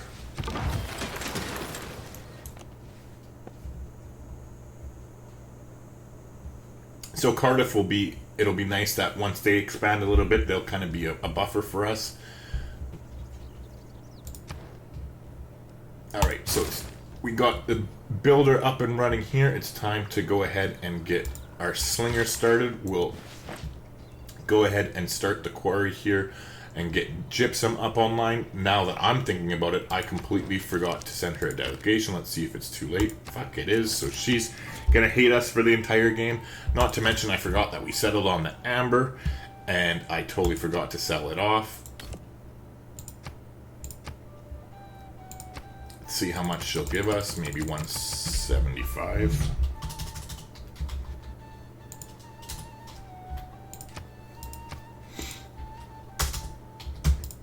Oops, shit. Fat fingers, ladies and gentlemen. 140 maybe? Okay. Oh my god, fat. 140, no. 125. So maybe 100 is just pretty much it. Let's see, 101. Yeah, okay, so 100 was all she'll give us, which, whatever, good enough. It's better than nothing. My bad that I forgot to send her the delegation. Now, I do want to go ahead and buy a settler. I think it's 330 that we're waiting to hit. Let's take a quick look here. Oh, 320, not 330. Okay, yeah, so looks like we're about 4 turns away from being able to buy a settler, and then we'll take the city, religious settlement pantheon for our 3rd settler there. Okay, so now in the meantime, let's start headed towards home with our warrior.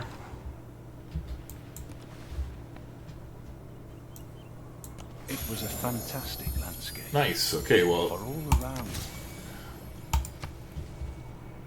wow. And you only get 1 air score. Maybe I'm just bitter because I lost the game. I don't know. But yeah, it's seeming like they've made some changes too to air score discovery in the ancient age here. So, I mean, I know you get 3 air score when you discover something for the first time, and if you're not... Ooh, Jesus. And if you're not the first to discover it, then you only get 1. So, oh look, there's a goodie hut. We're being trolled. Do we want our scout to die just for the 1 air score? Yeah, I'll sacrifice him. But in the meantime, I'm going to run my warrior away. Let's hope we can get across a river here and leave that archer, or that horseman in the dust. We'll keep taking the slow path with... we definitely have to leave that on. You know what? I'm going to say screw survey. We didn't get any promotions on our scouts, so let's get discipline in there. The barbarians are going to be coming to play pretty soon here. Okay, so we'll go ahead and get that gypsum online, which is nice. Let's see who will give us more for it.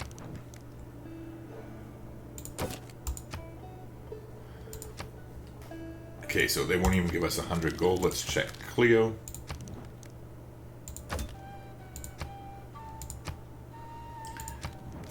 Okay, so Teddy will give us slightly more. And I guess that's better than nothing. Okay, so 2 turns and we'll be able to buy ourselves that settler. In the meantime,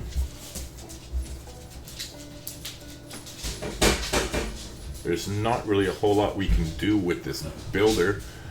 We will be able to get this mine up and running, so let's just get them to head towards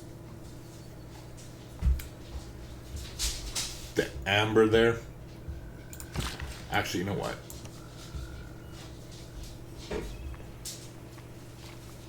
We'll build a farm here on our way over there, because that'll count as improving a tile towards our getting our craftsmanship improvement. Now, as far as what we're going for next, we'll start work on craftsmanship.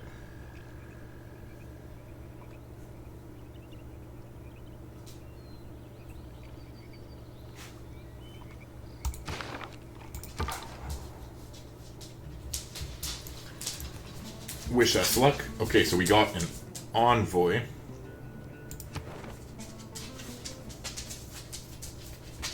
I guess it makes sense to send it to Cardiff.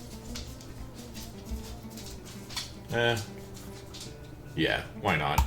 That extra 2 production. We're going to be building our districts and stuff soon, so it won't be a... Holy fuck, Jinx, settle down. Yeah, you're okay.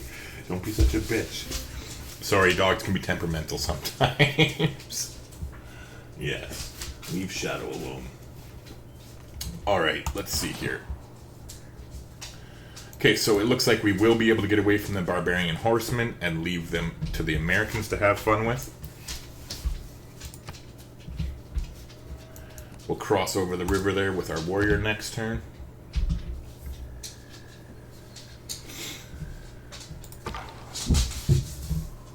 Now, I think our scout is pretty much toast at this point.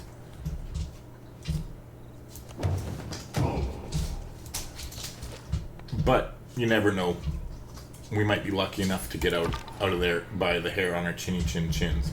Okay, so this scout looks like he's finally through the mountain range, thank Christ.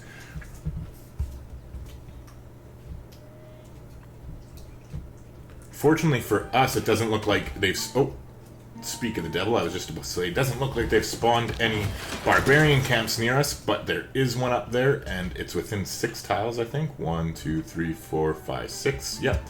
So we will get 3 air score for finishing that. Looks like this barbarian scout was nice enough to come introduce himself to us, so let's say hi back. That'll give us the boost towards archery there for killing him with our slinger, so that's great. Speaking of slingers, we're going to go ahead and buy another one. Start building another one, but we're going to build our settler now. And we'll start headed up towards our second city next turn. Now, this scout, I'm just going to put him on automate exploration. I'm not really worried at this point exactly where he's going. Our warrior's just going to tuck tail and run. Okay, so our scout did actually manage to get out of there, it looks like.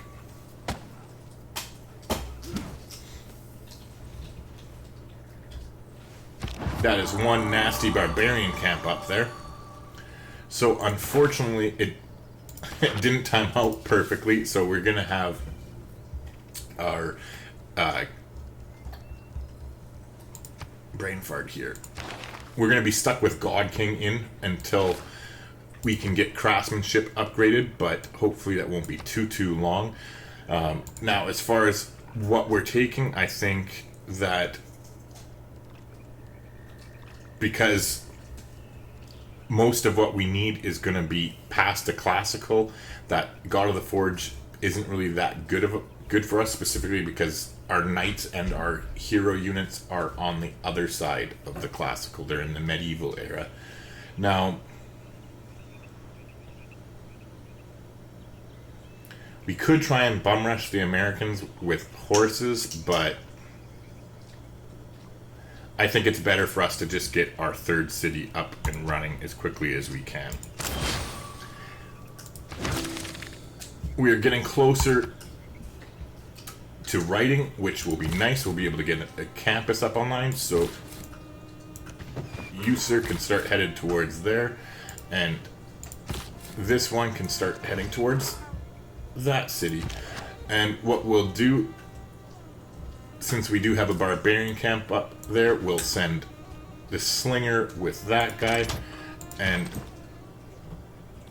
we'll cross the river, so hopefully we completely leave that horse behind, but then make our way towards our settler here as quickly as we can. Okay, so unfortunately, the builder here has to wait until next turn for the settler to get off that tile before he can go ahead and build a farm.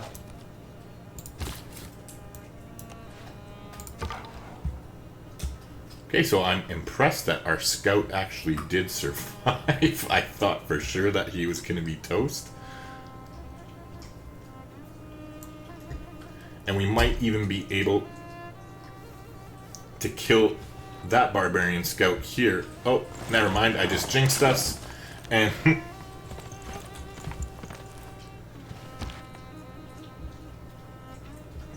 that's what you get for being greedy, Tyler. Alright, so that is one nasty-ass barbarian camp. Well, at least we know we have horses by us. We can't see them yet, but we know they're close by. Alright, so this scout definitely is toast now. Well, almost guaranteed anyways. Now, we are definitely going to head back. Hold on. Okay. Get you out of the way, get the builder in there. We're going to take a time out and get our settler back into our city. We're going to come around to the north with our warrior here, and hopefully we'll be able to fend off these barbarians and then settle our third city without having to wait too long. It looks like Zanzibar's unfortunately going to kill this barbarian camp up to the north before we have a chance to do anything with it. You can just go to sleep for now. Or actually, what? What am I talking about?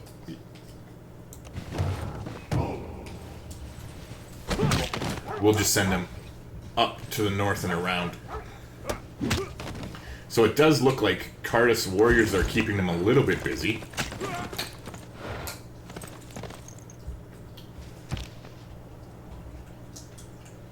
But not busy enough. Let's see if we retreat this way. At least maybe we'll be able to lure them away from our capital a bit. Now the stupid... Oh my god. Now the stupid Zanzibar warrior is stopping us from being able to move up north, so that is no fun. We're basically clogged in here. I am going to go ahead and start moving our slinger... Oh, fuck, I created the escort formation. Oh well.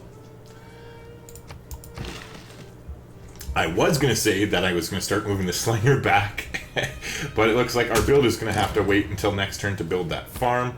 Hopefully Zanzibar will move, but most likely they're just going to sit on their ass, which, yes, they did. Yay. But at least our warriors here will go ahead and start moving that way. Now that they're gone, we can go ahead and get the worker to finally go ahead and build a farm there. Our slinger will come out this way.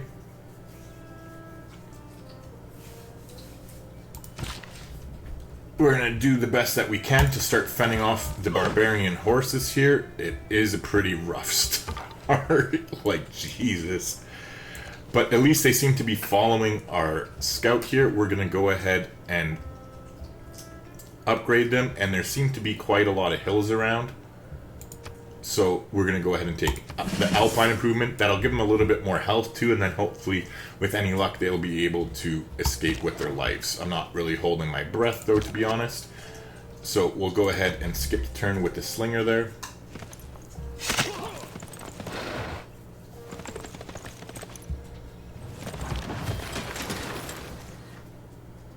Okay, so this is getting super irritating, but the Zanzibar warrior is still there. We're going to go ahead and start to come out with our slingers here. I think the Cardiff warriors have hopefully injured these horsemen enough that we might be able to take them out. I would like to get that slinger out of the marsh as soon as possible, though. With that being said, we're going to go ahead and start on another slinger right away. We want to get as many out as we possibly can before we get archery. Now, we'll start moving up with our worker here. Hopefully they don't completely block us, but time will tell, I suppose.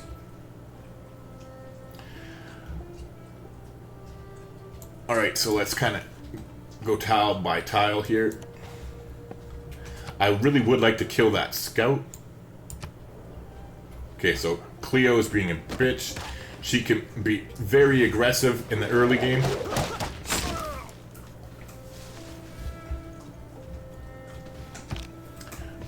Alright, so I think we should be okay here. This slinger should be able to take out this horseman immediately.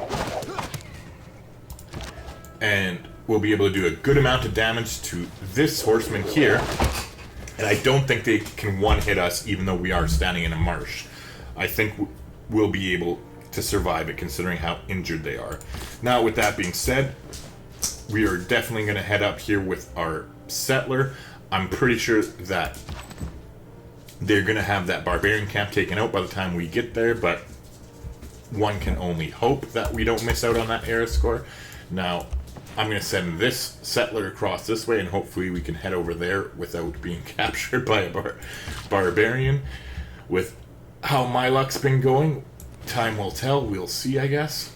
At least our worker managed to get in one tile closer, and we should be able to kill their scout here to get one step closer to our bronze working bonus. Actually, there you go. That was our bronze working bonus. Okay, so it looks like it's still there. They haven't killed it yet.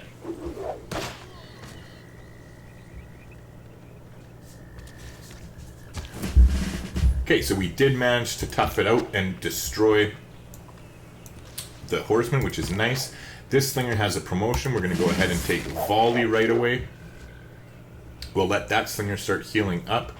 Meanwhile, we've managed to get where we're going with our settler. However, we are going to delay. We're going to delay settling until, with any luck, we'll be able to kill the spearman here next turn. Because if we settle this city here, it will destroy the encampment, but we won't get any air score for it. Okay, so this guy's going to head over, knock on wood here. I think we're going to be able to settle our third city without being taken over, so that's always nice. Now, our builder, unfortunately, is still going to have to just sit there and wait too, because that other guy was there. Okay, so our scout's going to heal up. Unfortunately,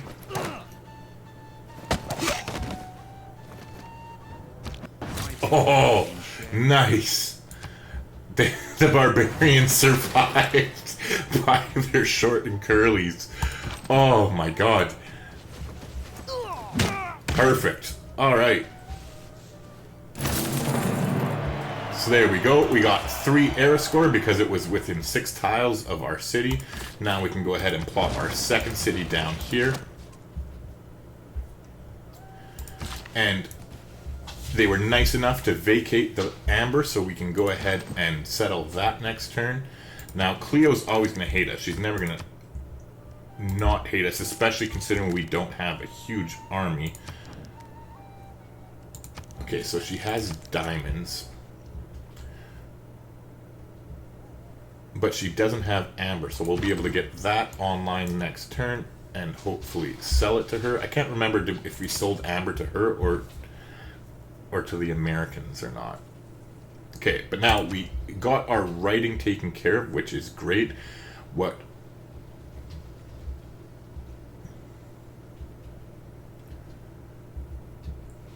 I'm going to do is go ahead and buy them a tile here so we can get started on our campus right away.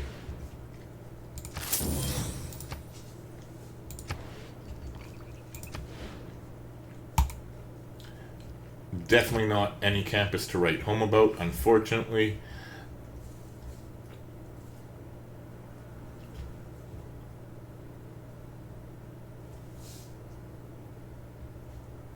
Actually, would it make more sense? Yeah, that would be a 3-tile one, right?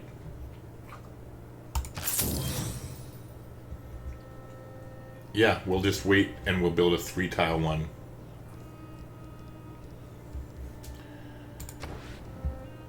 Okay, so in the meantime, since we have to wait to get a little bit more cash before we can buy that tile, we'll start work on another builder in the meantime. We definitely want to head towards animal husbandry to start building up our horses, I think. So we're going to go for animal husbandry first before we go towards bronze working this time around. Now, I think what we're going to do is head to the west there and see what we can see as far as that barbarian camp. Oh shit. Let's hope we can settle before they come attack us. And let's start moving these guys immediately so that, yeah. Okay, so now that the camp to the north is taken care of, we'll start headed down with our warrior as well. Now our second city here. Okay, we don't want to waste our science, so we're going to switch out of craftsmanship and start on early empire. Because next turn here, our worker should be able to get that amber online for us. As far as what they're going to produce, they can go ahead and start with a monument. Getting that extra culture early is pretty nice. Okay, so it worked out well. They weren't able to take us. We'll start a monument here as well. Meanwhile, let's get our slinger across the river so when the horseman attacks, they at least have a combat penalty. Speaking of which, let's get out of the marsh here with this slinger and we'll kind of play it by ear. We'll just fortify here with this one, and hopefully we can kind of lead them into a trap between our 3 slingers there. Now we're going to go ahead and get the amber up online as quickly as you can, which gives us policy, or that gives us craftsmanship there, and we will definitely be keeping discipline on, and unfortunately leaving God King in as well, seeing as how... Oh, wait.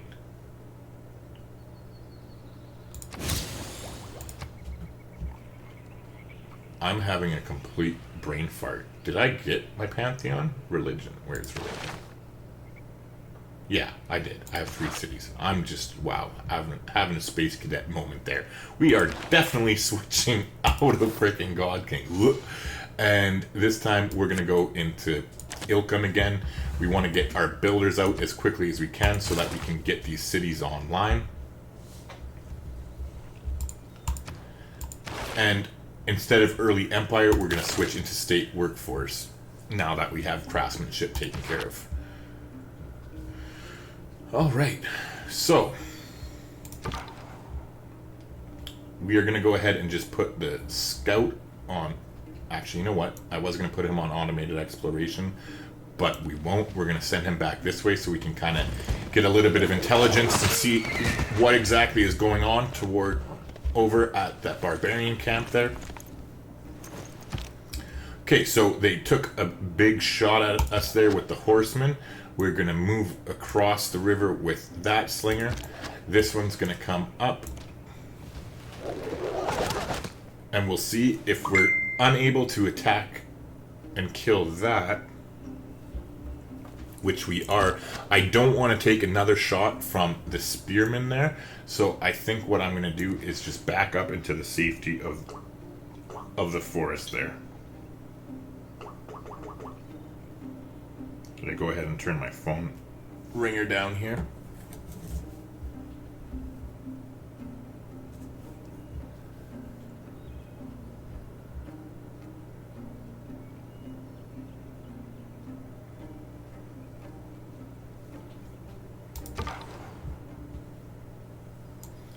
Okay, so we'll just take it step by step here. I think once we get up onto the hill, well, I guess we're 1 shy. But okay, so the camp is there. Oh, and of course they spawn somebody as soon as we get close. But okay, so the horseman suicided into our slinger there, which is just fine as far as we're concerned because we can just sit here and heal up. Now between our 2 slingers here, we should be able to deal quite a bit of damage to their spearmen.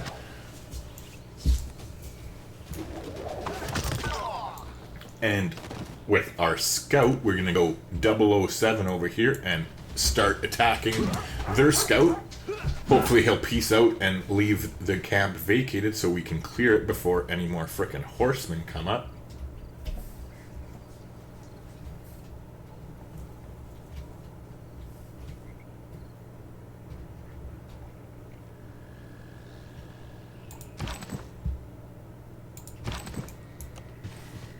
Okay. So I'm sure we're going to survive this attack from them. What we'll do is definitely take a promotion right away. We'll go with volley, which would be fine. This slinger should actually be able to move forward 1 and then knock them off there.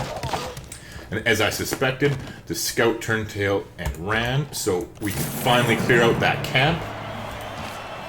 Gives us an extra +3 air score, which is nice.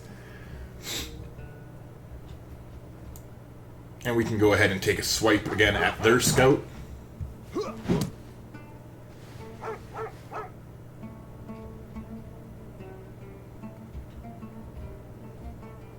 Okay, so things are going pretty well for us this time around. The Americans are quite a ways off, and for whatever reason they chose not to forward settle us, which is quite weird. Not to mention us having this huge mountain pass to protect us from the Egyptians, and her early aggression is very nice. Now it looks like there's a barbarian camp over here to the east. it is definitely not within 6 tiles, right? 1, 2, 3, 4, 5. Oh shit, it is. Good, so that's another 3 air scored. So we'll take our warrior and head over there.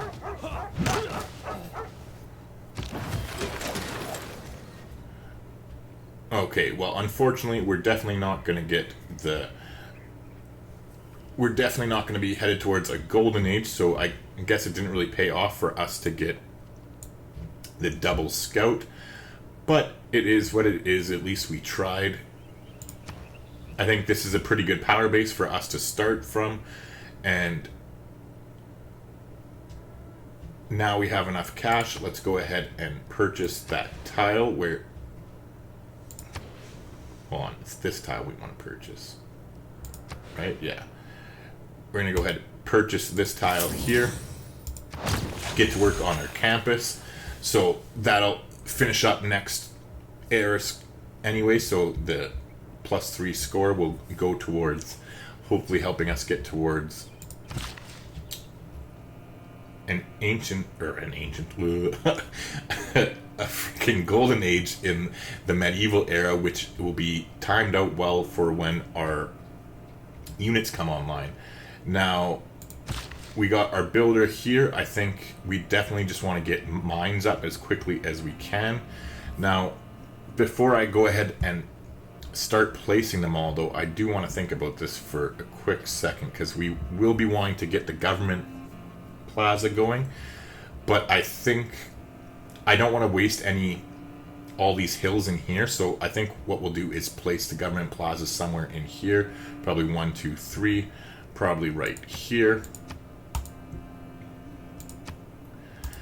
And that way we can just go ahead and mine all these things up instead of wasting all that production on districts. Okay, so now that we have that figured out, we'll go ahead and build 3 mines.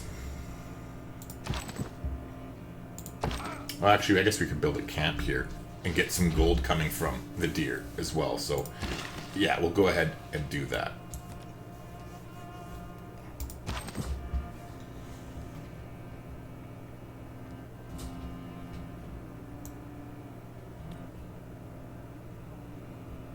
Geez, 14 turns. God, that's a long ways to go to try and get that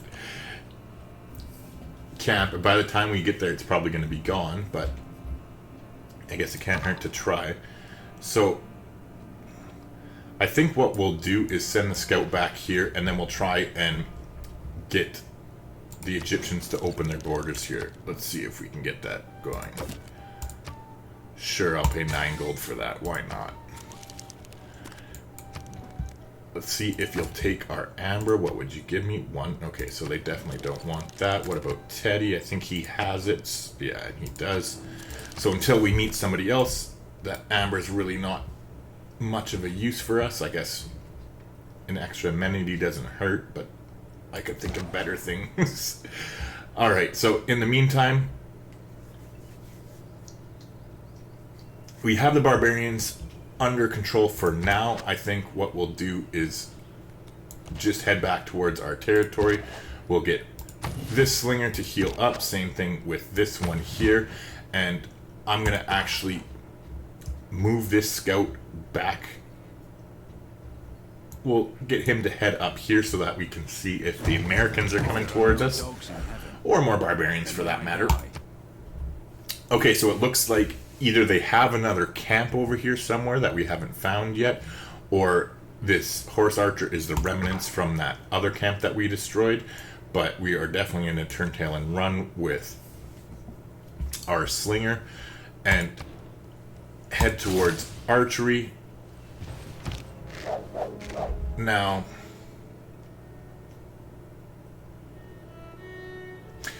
we'll just stop archery.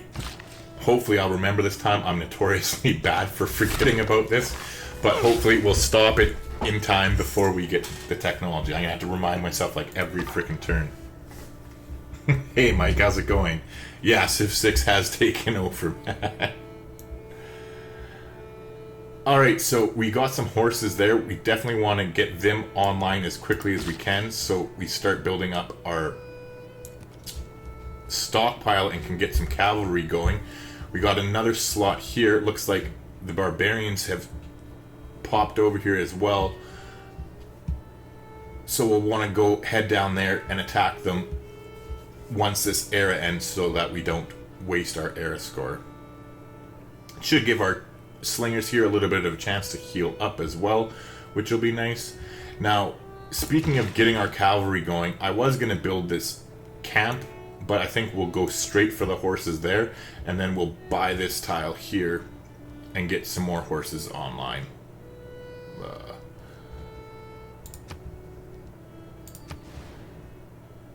Oh, actually, in 8 turns we'll have it anyway, so yeah, let's just save the money. No point wasting the cash.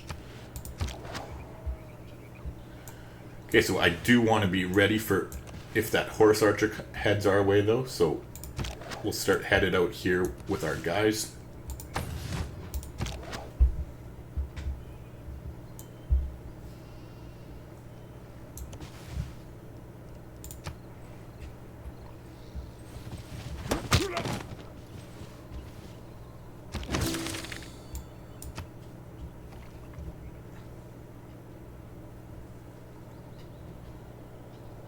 You know what? I'm just thinking about it, and I think we might build another settler and come over here and quickly build another city just for the era score this time around.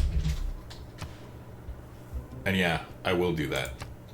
We'll squeak out one more city for the era score, plus, not to mention, the science will help us get to our units that much quicker. And I mean, hey, if we could build a little Petra here, why not, right? Okay. 4 more turns until we increase our science, which will be a little bit nice there.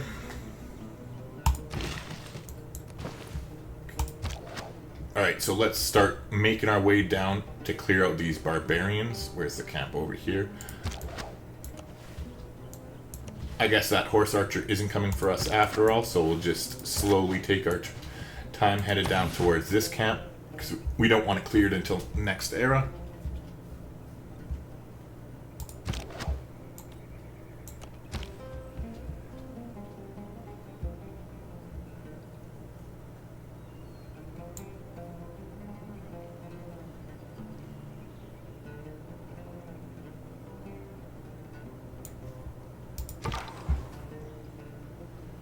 Okay, so the scout can have some well-deserved rest over here.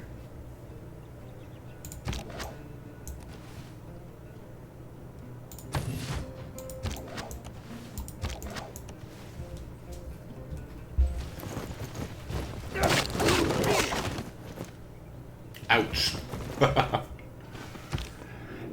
All right. So we're going to go ahead and take free inquiry as our dedication.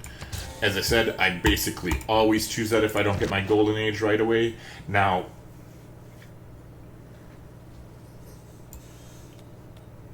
we definitely want to completely run our slinger totally out of their way. We're going to keep moving down with this slinger here, and with this guy we'll just skip his turn.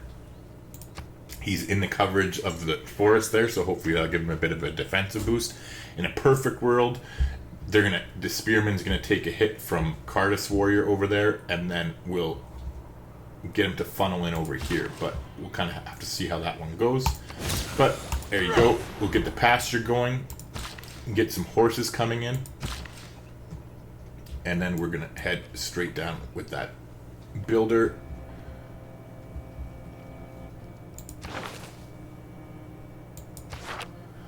I guess it really didn't make sense for us to pick Ilkham. I should have switched into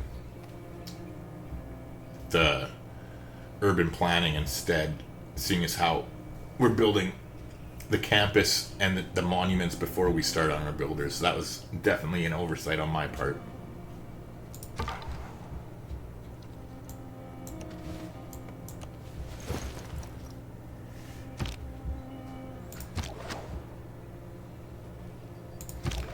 Alright, and so their spearman is bloodthirsty and he's chasing our slinger to the ends of the earth, it looks like here. But unfortunately for him, this looks to be the end of his journey with us. And now with this slinger, we'll... Oh, I was going to say we'll head in and steal the barbarian camp, but it looks like they had time to spawn a horseman in the meantime. Okay, so we're going to keep moving through here as quickly as we can with our scout. We want to get onto the other side of them. Okay. Yes, yes, Teddy, shut your mouth. You'll be dead soon enough. Ouch. Okay, so we finished. The economy begins with a strong, well-educated workforce. And of course, now that I've done that, we are going to be starting to produce builders soon. But actually, you know what? I am going to switch into urban planning because we need to get these barbarians under control. The fucking horse camps are a little bit extreme. Ouch. Because it looks like we're going to be losing our slingers here. Okay, so we definitely want to get out of archery before we accidentally research that. So we'll switch into bronze working. Now, let's get some slingers coming here as quickly as we can. We want to take advantage of the production when we can here. But now that the frickin' horse archer here has joined, I think our only chance to save him is to move up and attack. Hopefully we'll be able to kill it, which we did, thank God. We'll continue retreating. I'm wondering if... You know what, I'm going to retreat even further. I don't think that force is going to be far enough. I'm pretty sure that horseman would have came up after us. Now, this slinger has a promotion. So what we'll do is we'll back up one and we'll take that promotion to heal. Hopefully the terrain will slow them up a bit and it'll give us a chance to reform our troops. Now we did manage to get straight workforce, which is great. We're going to head straight to political philosophy as quickly as we can. We did manage to get a governor title, so we're going to go ahead and take Magnus as quickly as we can. Now,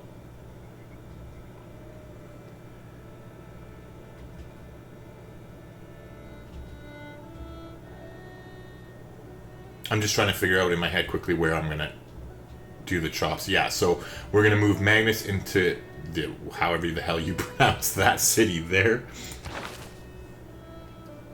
So we'll go ahead and appoint him and get him in that city.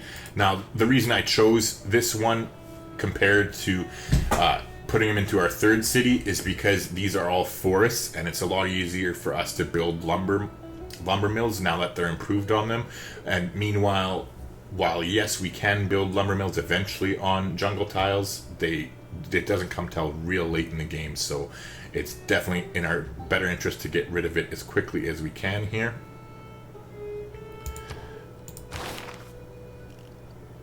Okay, so now that we have that taken care of, what we want to do too is we're going to buy them this tile here so that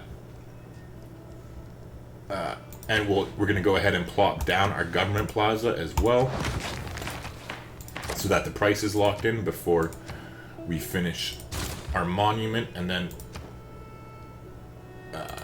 start a queue and we'll start the government plaza right after that. In the meantime, that will give us a little bit of time here for our other two cities to catch up, and then we'll start building some encampments, and then with any luck get some cavalry on the go and go say hello to our American friends.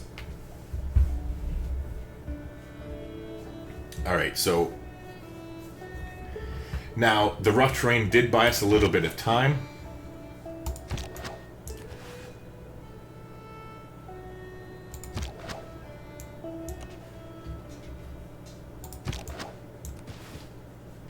But it's still going to be a rough go. I think we are going to end up losing a slinger or two there, and that there's not really much we can do to avoid it. At least our scout finally managed to get onto the other side of Egypt, so that's nice. Fuck that cat. What is... Oh, Jesus. Well, so much for that builder. Totally forgot that we sent them down there to build the frickin'... to build the pasture there. And unfortunately, it looks like we are kind of shit out of luck over here. That Cardiff is just going to handle that barbarian camp by themselves, so we won't get that era score. Okay, so we did meet another city-state, though, which gave us the boost towards political philosophy, so that is good. But this is getting... Oh, nice, they didn't take our builder for whatever reason. So we'll build a pasture. I'm sure they are going to pillage it fairly shortly. There's nothing that can really be done. We're on a hill, so it's pretty much as good a defensive position as we can hope for, but we might be able to hit them twice and make our last stand. We definitely want to get this guy into the city now to save his life.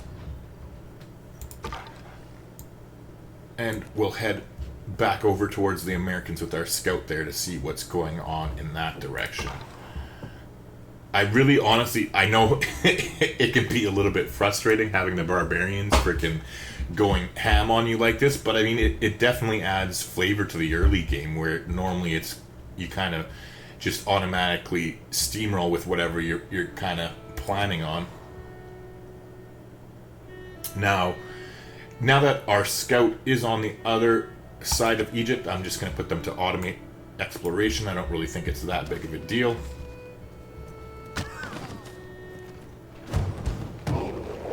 Jesus, a horse archer too?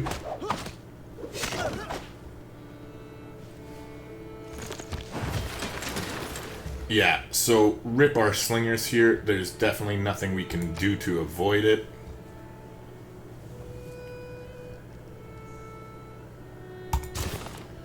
We'll go ahead and pick up one more slinger here. We'll try to get one here as well. Meanwhile, it's just a shame that we're losing all of our upgrades here, but there's not much that can be done. This is pretty nuts. So, at least what we're going to do is take some of them out with us.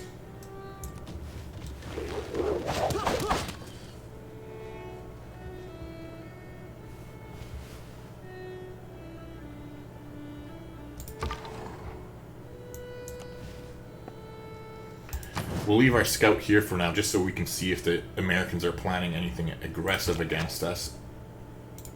Now,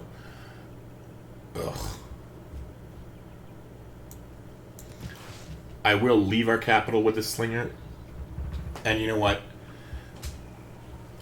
It's not as if, well, I guess you never know. Cardiff might suicide onto them, but I think next turn we'll start headed back towards home with our warrior here, but you never know, so we'll just stay one more turn over here.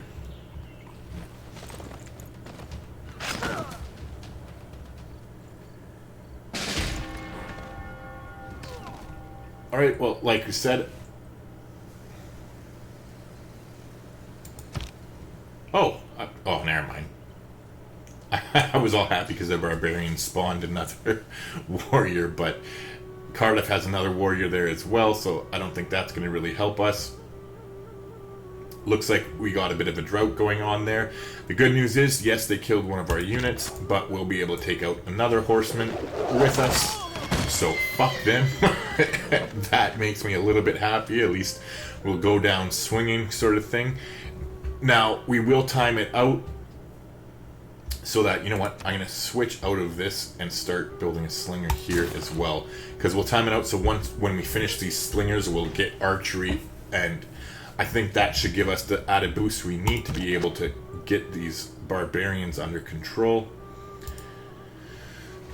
This slinger can just stay there for now. If the barbarians swing over, we'll just head into the safety of our city. Okay, so it looks like the Americans are having problems with barbarians as well. Okay, what the fuck is it? Jesus.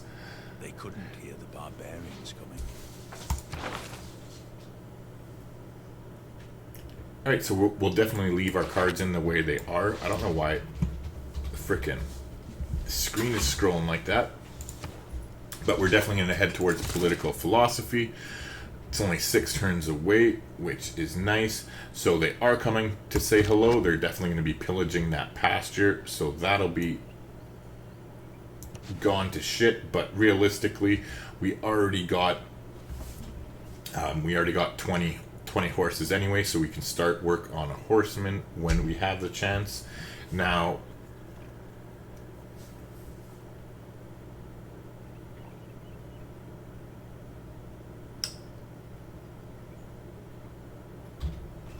I'm just thinking for a second about the governor here. We already have Magnus. We want to get him promoted as quickly as we can.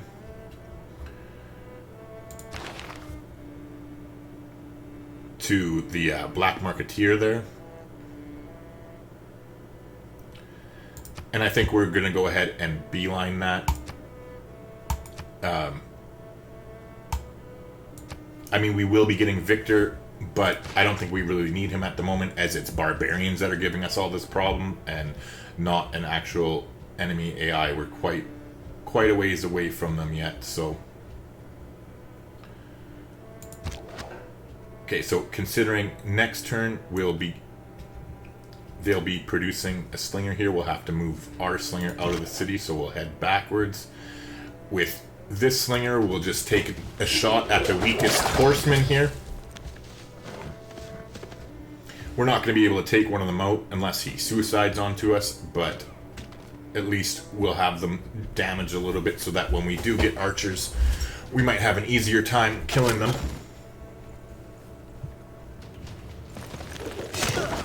And yeah, the AI's been improved enough that they're not going to just suicide onto us. Or they're at least going to try to kill us with all their other units before that. And yeah, so there you go. Rip Mr. Slinger. So it does look like we lucked out here and hit the lottery as far as clearing out that camp goes.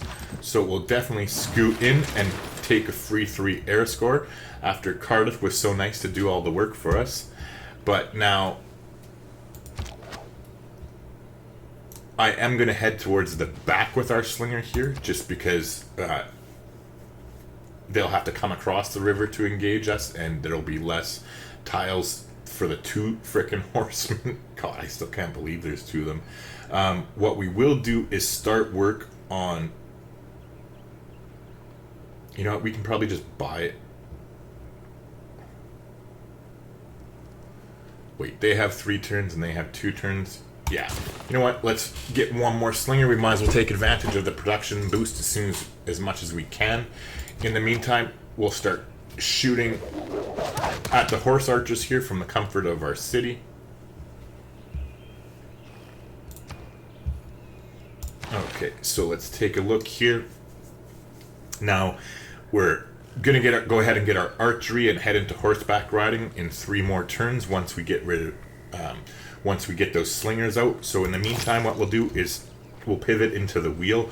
So we will be wanting to build heavy chariots eventually, so that we'll be able to pre-build for knights.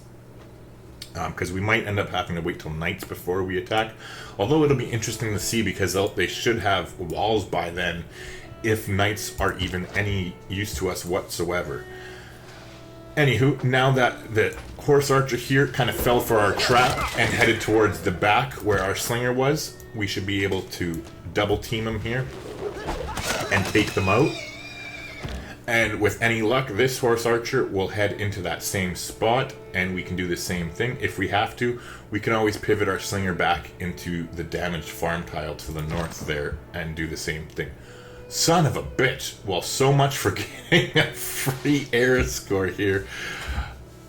Oh, well. Nothing we can do about it at this point.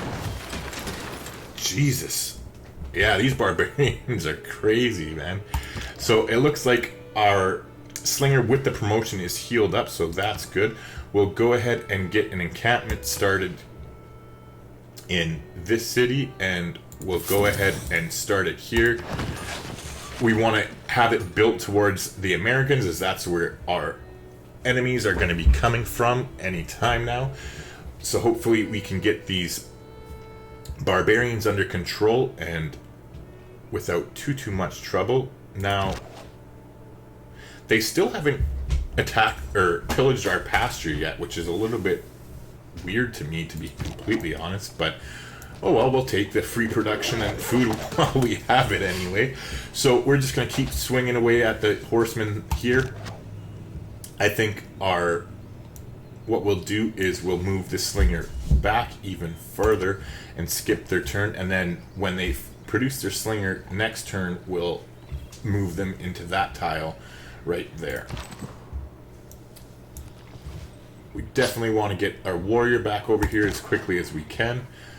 I really think we will be able to get things under control here pretty quickly, so that it shouldn't be too long.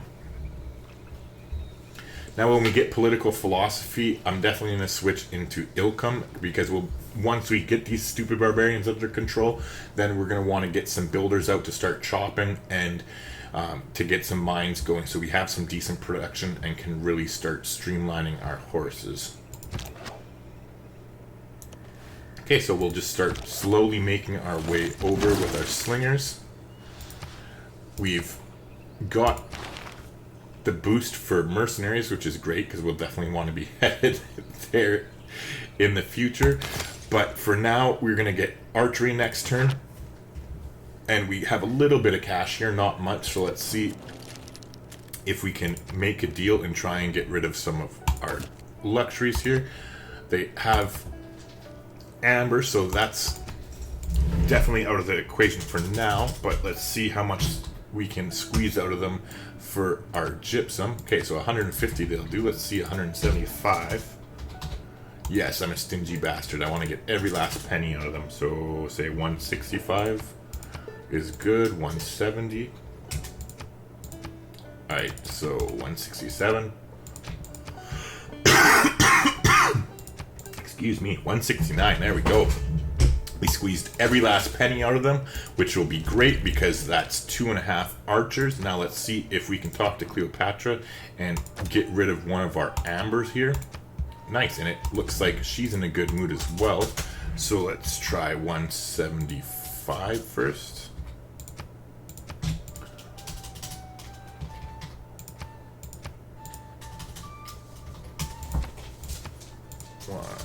Say 140.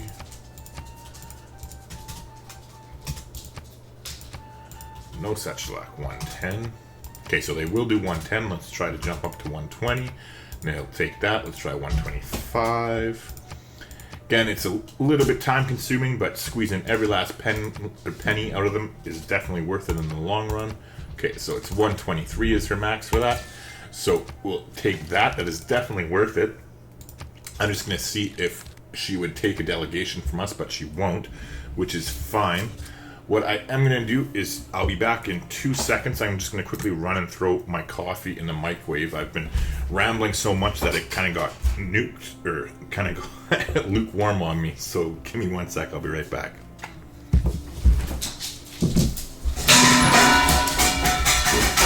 Holy, easy killer.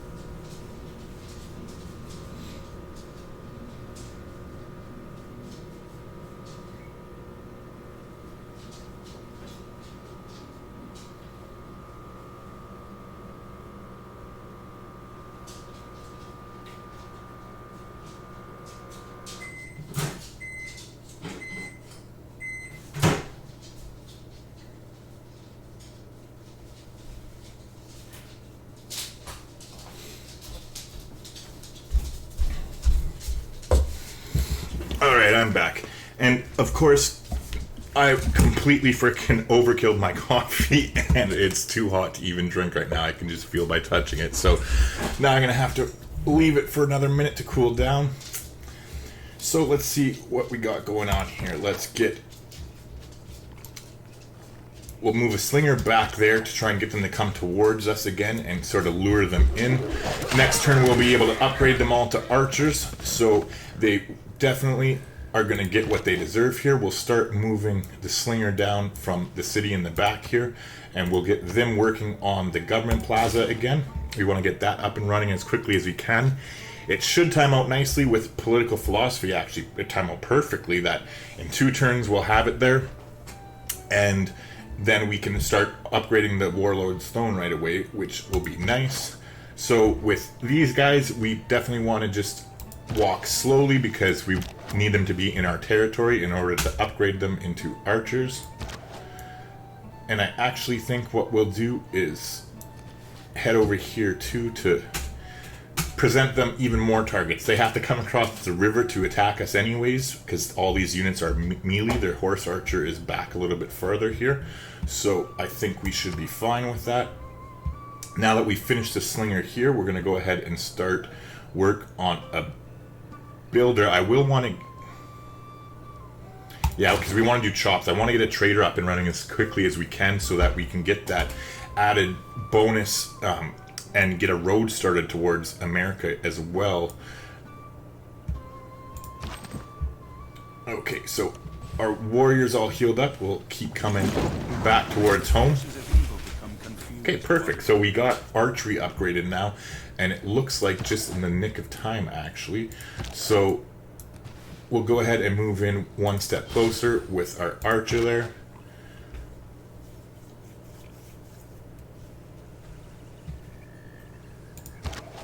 We're going to upgrade the one in the city. I think what we'll do is actually take a step back and we'll upgrade these ones here.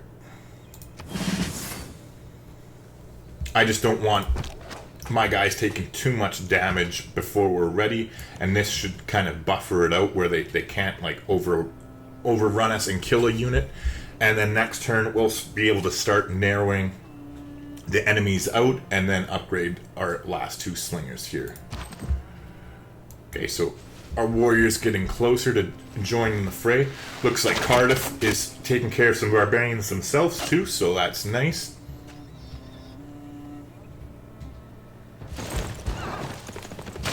Okay, perfect. So let's start killing us some barbarians.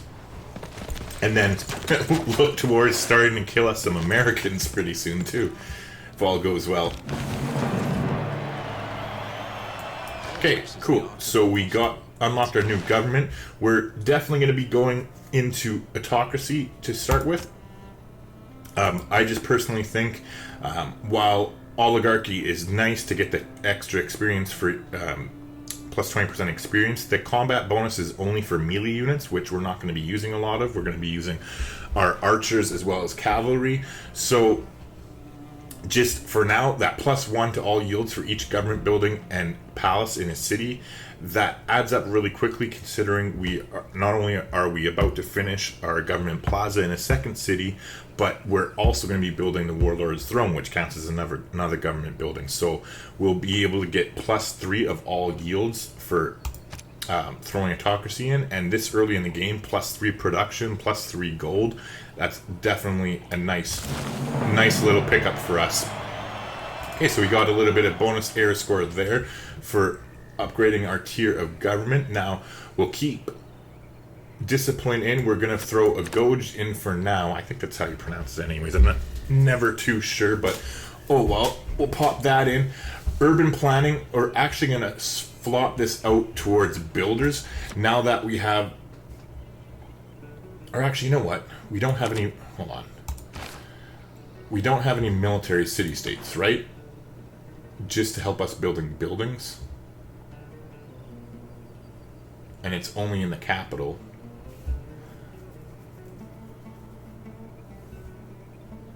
Let's see what their exclusions are. Okay, so cities receive +2 power for every harbor building. Okay, so that's a shitty bonus for us.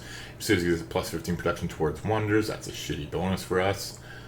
And receive the cinnamon and luxury resources. Okay, so all three of these city-states are pretty much garbage for us, so I'm not really worried about us building up envoys until we actually meet a city-state that can help us. So I think what we're going to do here, we're going to change policies, and normally I would go with like charismatic leader or something, but I think we're just going to double dip here. And so we're going to slot in discipline and a Goj for now. We're going to leave urban planning in, but also put Ilkum in at the same time to get the production towards the builders and have our cake and eat it too.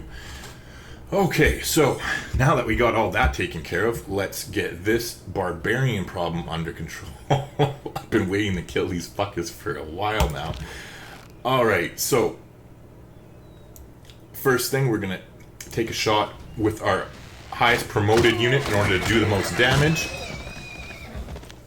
Nice. Completely took it out there. So this horse archer is basically in for a world of pain.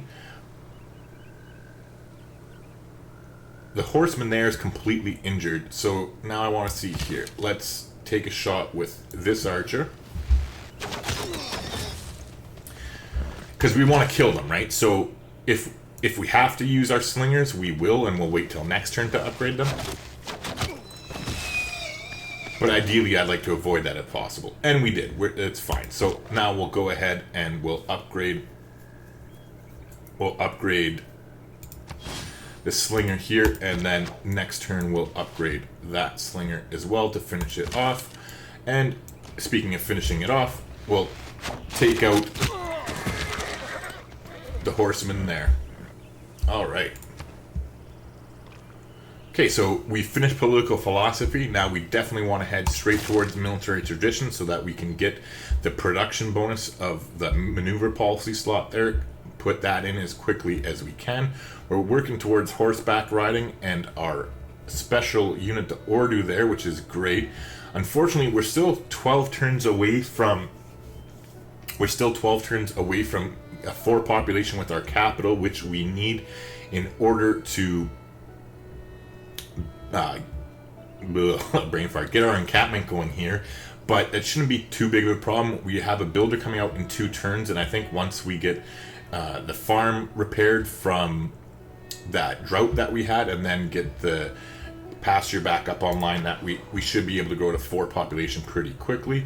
So we finished our government plaza over here in the city, which is great, and we're definitely going to be picking Warlord's Throne. Wait.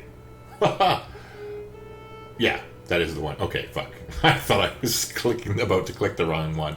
Okay, so yeah, we're definitely going towards Warlord's Throne. Capturing an enemy city grants 20% bonus production to all cities for 5 turns. That is huge.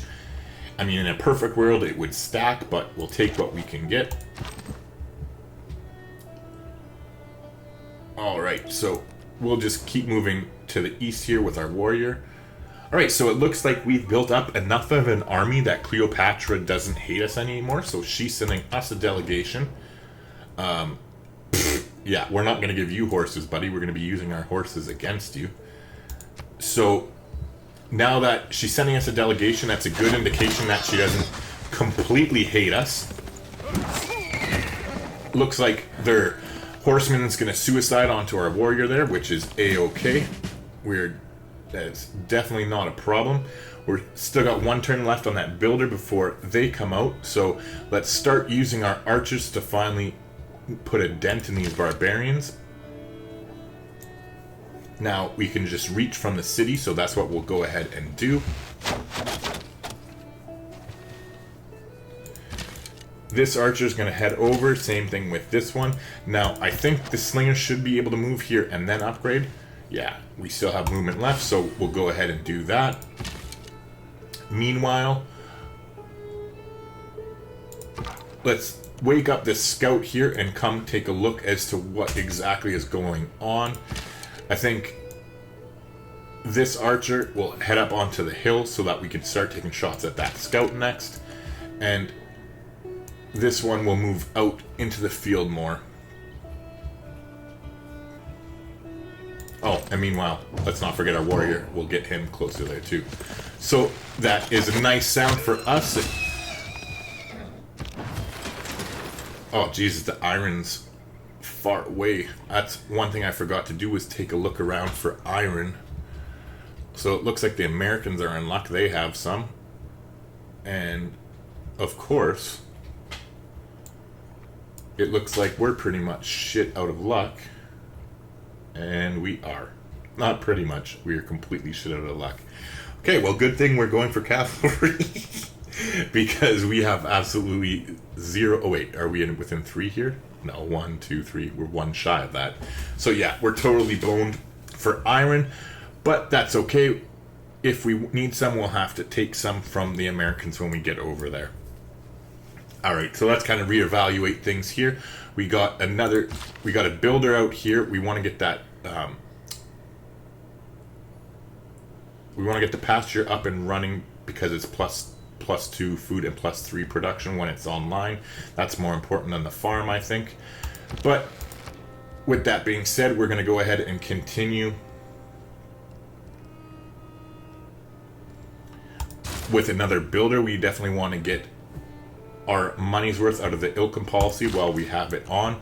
Plus, we want to get a builder up here as quickly as we can to help them start chopping out that warlord's throne and get that taken care of and out of the way. Not to mention, this builder is going to be used to...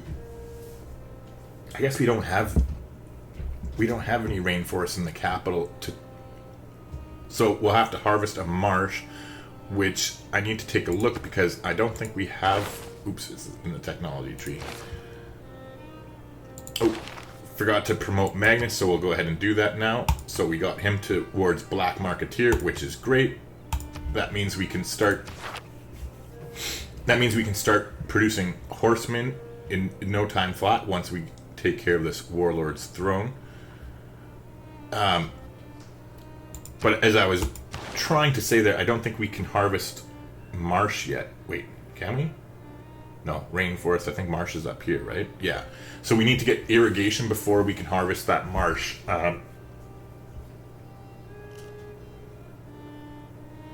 So I think what we'll do is we'll start irrigation right now. The reason for this is we need to build the encampments anyways.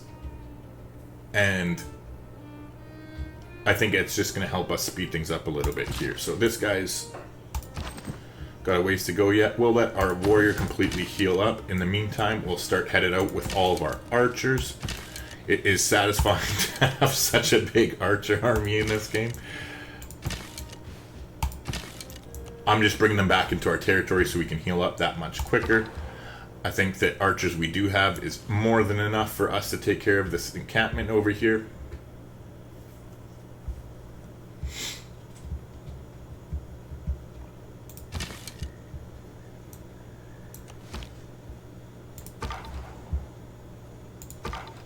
Okay, so it looks like our scout has run into a barbarian encampment, so we are going to take control and get him to run his piddly ass away. The only one who knows you're afraid. So we're not going to go ahead and change policies because... Oh wait, actually we are. What am I talking about? We're not making any more archers at the moment. We've already built all of our archers. So what we're going to do is... we're going to slot out a Goge. We're going to put in conscription to save us some money.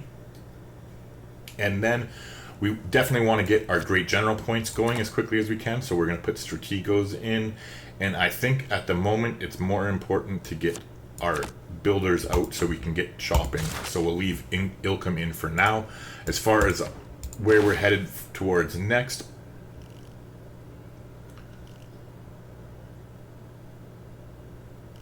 we'll leave mysticism there for now as a quick kind of pivot if we need to get out of a policy or switch policy cards. So in the meantime, we're going to start going towards making us our way eventually over towards mercenaries.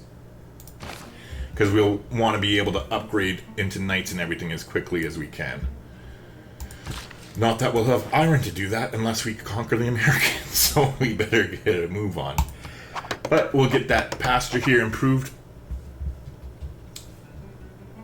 So that cuts down our time a little bit here before we get to population 4 and can start working on the encampment there. Not to mention, once we get that farm repaired, that should help things out too.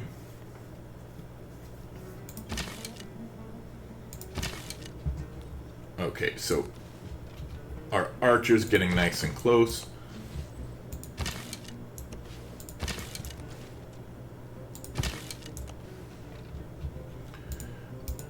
Meanwhile, these ones can just continue to heal up here.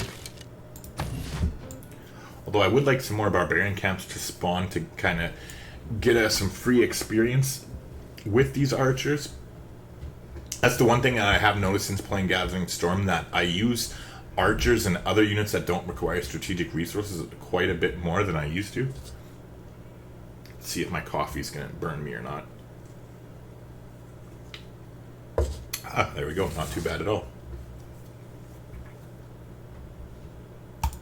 Okay, so what are we doing here?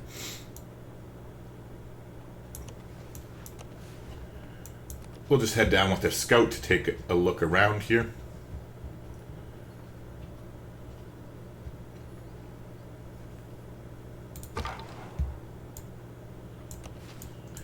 I would really like to find a military city-state. That would be a nice surprise for us, as we can actually start using some of our... Oh, fuck me. We want to block off Cardiff. Can we get there with... Hopefully, I don't know if they can just go through our units. I think they can, so I don't think we're even going to get the air escort for that barb camp, which is a little bit frustrating. But you can't win them all, I guess. We might as well move forward and kill the scout here, and then we can just finish healing up next turn. It's not a big deal. This archer will go ahead and finish healing.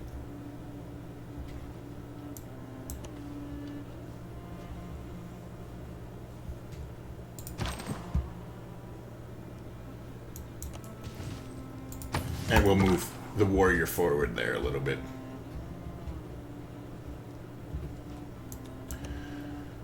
So we'll go ahead and explore with our scout here. Maybe we do find some more barb camps. That would be a nice surprise.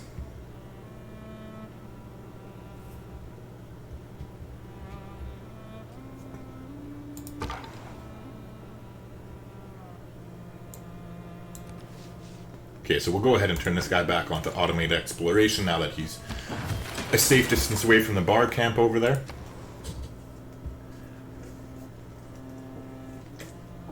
Now, we have 7 turns until the population grows anyway, and we can start that encampment. And there's 2 more turns until irrigation goes. So let's take advantage of that and build another builder. And then we'll probably...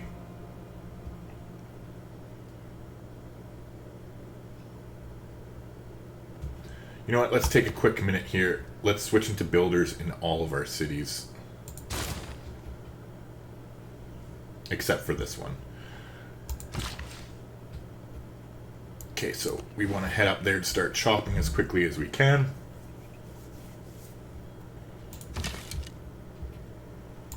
Okay, so we were lucky enough. They can't pass through us, or they chose not to. But we got the barbarian camp, so that air score is a nice bonus for us. We'll head up back towards home territory with our builder there. And we'll just keep heading out with our archers.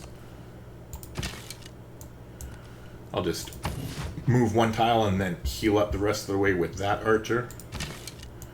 Meanwhile, I think this one we'll just leave parked at home in the encampment that's building over there.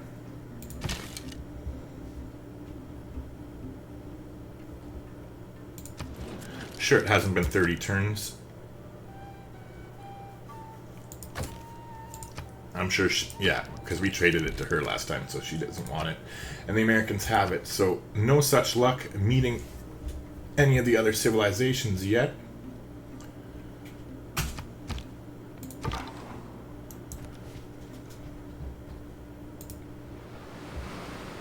Nice. So there's a flood. There's nothing like wishing harm on those American bastards before we go to war with them. Any little bit helps, right?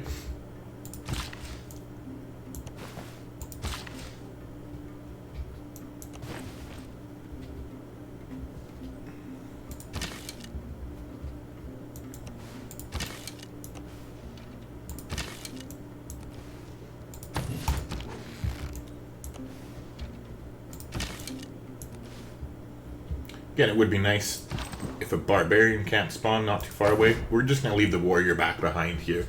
Just in case any barb camps do spawn over here, we might be able to get lucky again and get there before Cardiff takes care of them.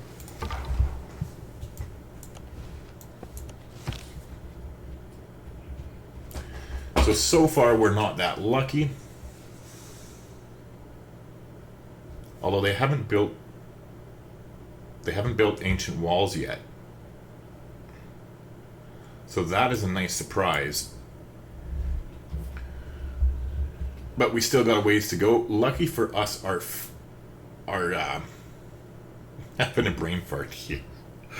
Our second city has reached 4 population. They've grown. So what we can do is actually get them to lay down their encampment. It's just a shame to get rid of a hill.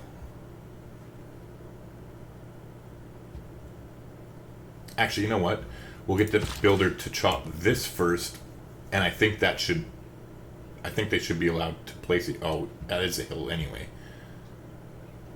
Is it a grassland hill? No, it's a plains hill. Okay, so we'll try and build it here. We might not be able to build it there, and if we do, we'll lay it down there. But now we don't want to get irrigation to make the cost go up even more, because with every technology you get, it does jump up. So we'll switch back into horseback riding. As we're only 6 turns away here anyways, so I think we should be fine to do that. Hold on. You go there because you're going to end up chopping that marsh to get rid of it. The archer can just hang out there and keep an eye on things.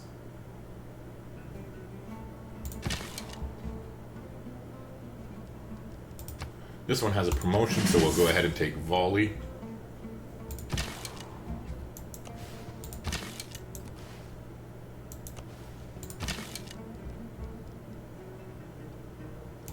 Alright, and that archer doesn't seem to want to heal up, so we'll just send him back to our territory to heal.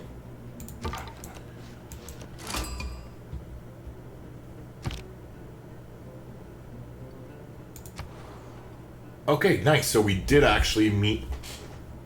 Sweet. We did actually meet another city-state, and it's a military city-state, and they don't have a suzerain, so it is definitely time to switch out of our civic, and... Sorry, I'm having a brain fart here. It'll definitely be time to switch out of our civic pretty soon here, and get some points, start building towards our envoys.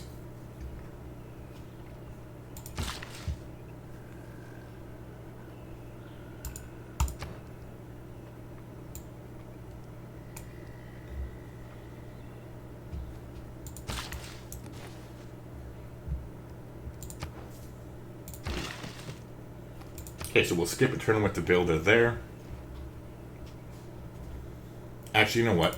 We're not even going to chop that right now. We'll just send them over here. It's working out. It's only 4 turns until their population grows anyway.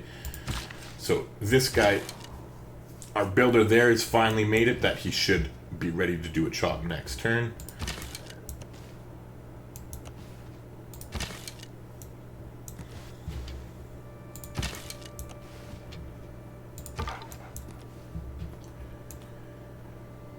Well, we haven't been lucky to find any barbarian camps at all, but we at least have a better idea of what's going on with Washington.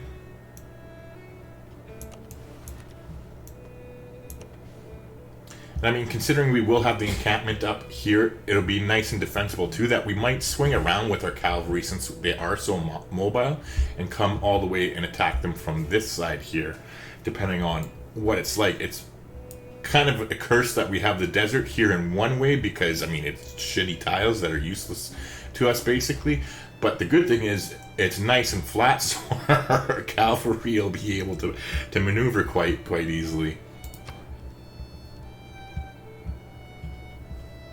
Alright, so let's go ahead and repair here. We finally finished building the builder here. We'll go ahead and get them to start working on a camp. Now, this guy's ready to finally harvest here, so we'll go ahead and do that now. Took 3 turns off of the Warlord's Throne, which is nice there, but we'll go ahead and put our encampment down. So we'll lock in the price on that, which is nice, and then start on the Warlord's Throne right away. Meanwhile, this guy will... Well, I guess we can't chop the coffee, so we'll head over here and do another chop next turn. Now that we've finished a builder here, I do actually... Since we already have the promotion where Magnus is, we might as well build this settler for the era score here. Let's take a look and see how many more turns we have left in our era. And 18 to 38. Got a ways to go here. But the building the Ordu should be another 4 points, which should help us quite a bit here. So we might be able to squeak off a golden age after all.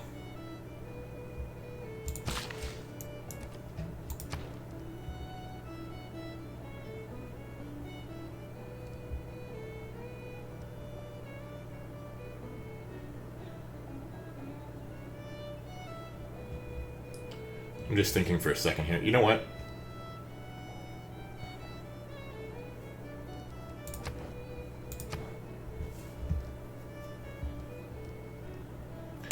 Before I forget about it, I want to get that trader up and online so we get that +3 combat bonus against the Americans right away. Not to mention starting that road towards them is probably long overdue anyway.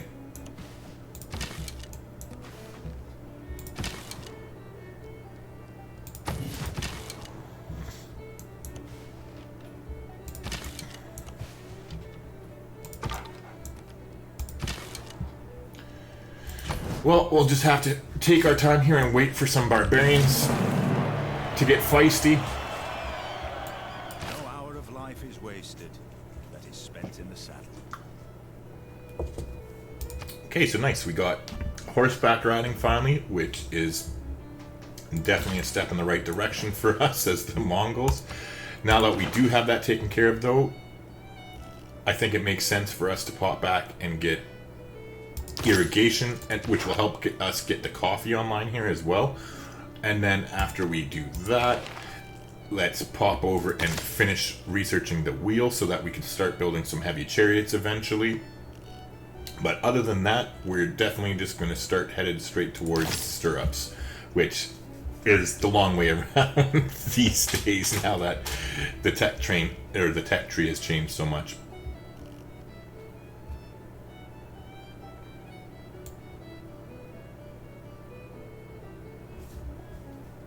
I think one thing that I can start thinking about too is looking to boost. Hold on, let's see do we have a resource that we can farm? No, right? Yeah, no, we don't. Okay, but I think we need to start trying to get the golden age a little bit harder. So let's take a look and see what some of the easy technology boosts that we can get real quick are. Okay, so can't build an iron mine because that's far out of the way. We are going to get making a trade route, so we'll get 1 there. Don't have any sea resources, so that's kind of shit out of luck. I suppose we could get a water mill.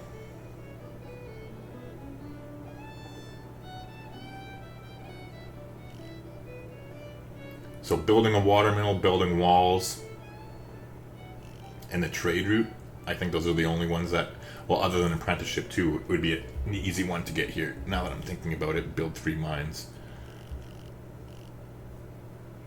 Okay, so yeah, I think that we can easily get some extra air score over here. It would be nice to head into.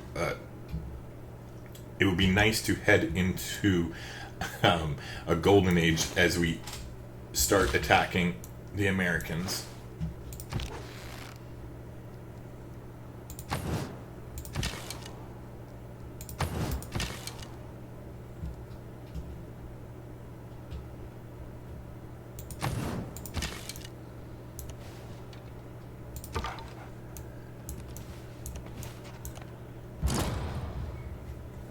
Thousands have lived without love. Okay, so irrigation's taken care of. We'll just continue to build some mines over here to increase the production. It gives us the boost towards apprenticeship that we talked about too, so that's another era score. 2 more turns away from the trader, which will be yet another era score added on here for us. Now,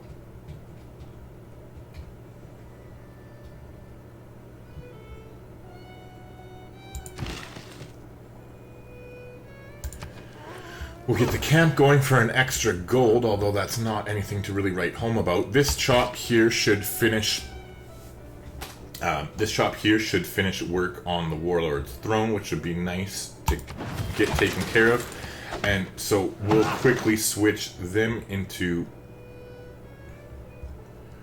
work on that settler, so that we can get the added era score for settling down here near the natural wonder, not to mention a little bit of boost in science that we can get. And then we're going to be fully concentrating on our war, or our plans for war anyways, prepping with the Americans. Okay, so we got 2 builds left with that guy, 2 builds left with this guy. They have their own builder coming out there, so that's fine. Let's switch. We almost have games and recreation, but let's just switch and put a turn into mysticism here, so that we can, or put 2 turns, I guess, rather, into mysticism, so we can finish the builder before switching out of Ilkum, and that should work out all nice and fancy for us. So we'll head over there with that. This builder is going to head up north as well, and we'll stay in the capital with this one and build another mine there next turn. As far as the government titles, we have Magnus right where we want him. That we got that black market tier for the strategic resource discount. So I think the next best choice for us is to get Victor to start concentrating on us attacking the Americans eventually, because he's got that nice promotion here that not only do units get +5 combat strength within that territory, but then other cities within 9 tiles get +4 loyalty per turn towards their civilization, which is definitely a nice perk to have. So we're going to go ahead and appoint him. Now, do we have any more chops we're doing here? Not really, but we want to leave Magnus in there. Or wait, do we?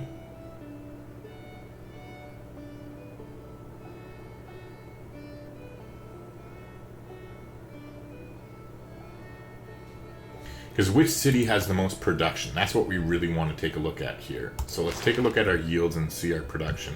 So we got 7, 11.4, or 13.6. So our capital does have higher production, which means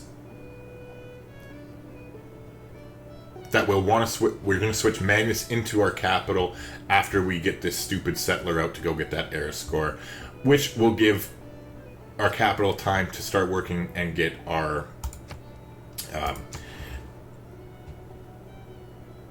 encampment out anyway. So I'm going to go ahead and buy that desert tile. That's where we'll build the encampment. We might as well get rid of a shitty tile with it, and not to mention it'll add adjacency bonuses to whichever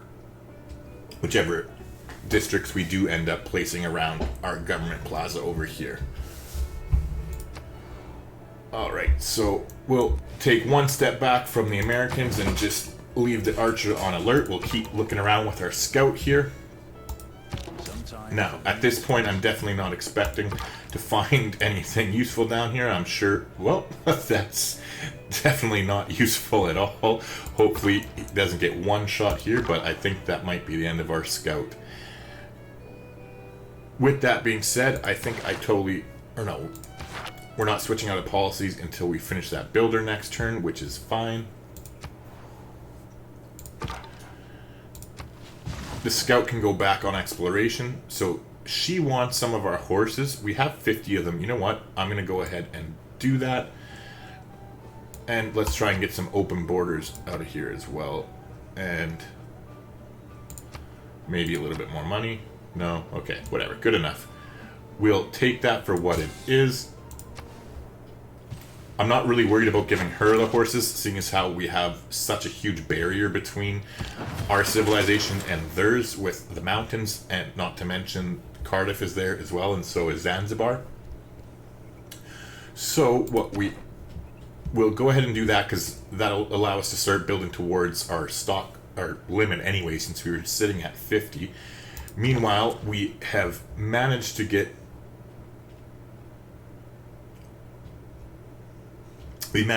our trader finally, so we're going to get them going towards Philadelphia, as the city's in the back more, so we'll still have that trading post with them for as long as we possibly can, in order to maximize on that era score for as long as we possibly can. But that gives us the boost towards currency, which also happens to give us that era score.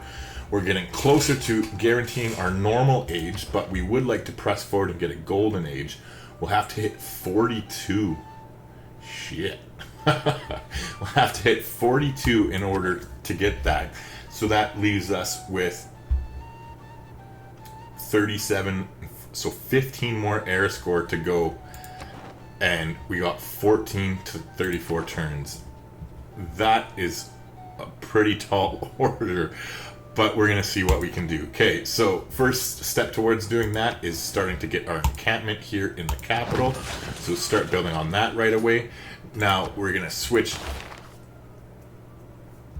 out of mysticism. We'll leave it with one turn there, so we can switch policy cards at our convenience, but games and recreation actually leads us to things that we want to get in the future, so that's where we're headed and why we're switching back into that. Now that we finished building the builder here, let's definitely start on that encampment right away again. We're going to get a pasture on this hill and mine up as quickly as we can.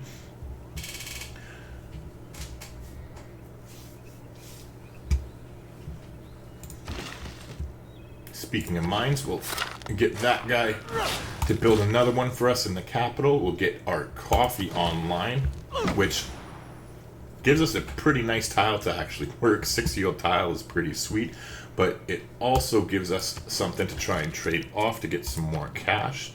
So let's see what she'll give us. So 3 gold, 3 for 5, or you know what I'm trying to say. Let's see if Teddy will trade. Oh no, he has 2 coffee. Okay, so we're SOL as far as that goes. We should send her a delegation. Oh, so she sent us one, but she still won't take ours. Oh well, so we'll take what she'll give us as far as that goes. You know what? Let's give her a gift. We don't really need our horses too much right now. Let's make a deal. Let's give her 4 free horses. See if we can bribe our way into having a soft spot in her heart, so that ideally I'd like for her to be able to give us some better deals in the short term here. So we got 10 more turns here to go on the settler. I mean, that will go down a little bit as we build some more hills, or build some more mines for them here with this builder. Speaking of which, we should go ahead and do that. Build a mine there first before moving forward. So we definitely want to avoid the coastline. Now we know that for sure. Bread is the first necessity of life. We'll change our policies here. We definitely want to leave strategos in. Once we get our encampments up and running, it'll definitely help us boost that and get a great general, because we definitely want one online before we attack the Americans, especially as they have that added bonus for fighting on their own continent. So we're going to pop Ilkham out. We're finally done with that now. And so we'll go ahead and slot in. You know what? How long is it going to be until we get our next policy here?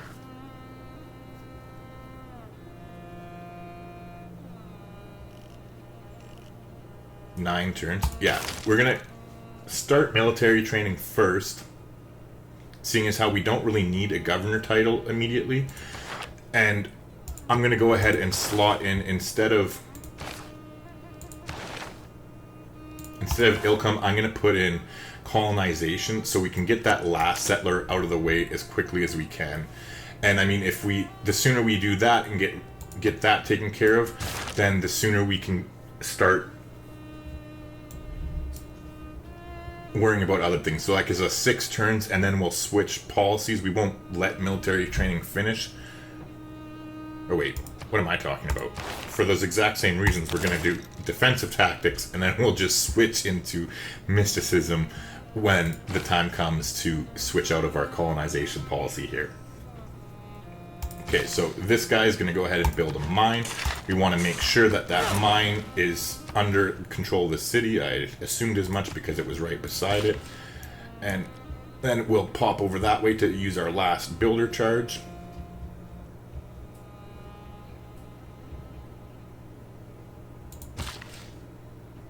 Right, so speaking of last builder charges, this guy has one too, and might as well head over to the last grassland hills. Now, just so in case new players are watching this and wondering, the reason that I'm prioritizing the grassland hills over the plains hills is because they give you an extra food. You get 2 food and 1 production from a grassland hill, which turns into 2 food, 2 production once you build the mine, whereas the plains hills only have the one food. And I know it doesn't seem like the end of the world, but it really does make a big difference, especially in the early games here.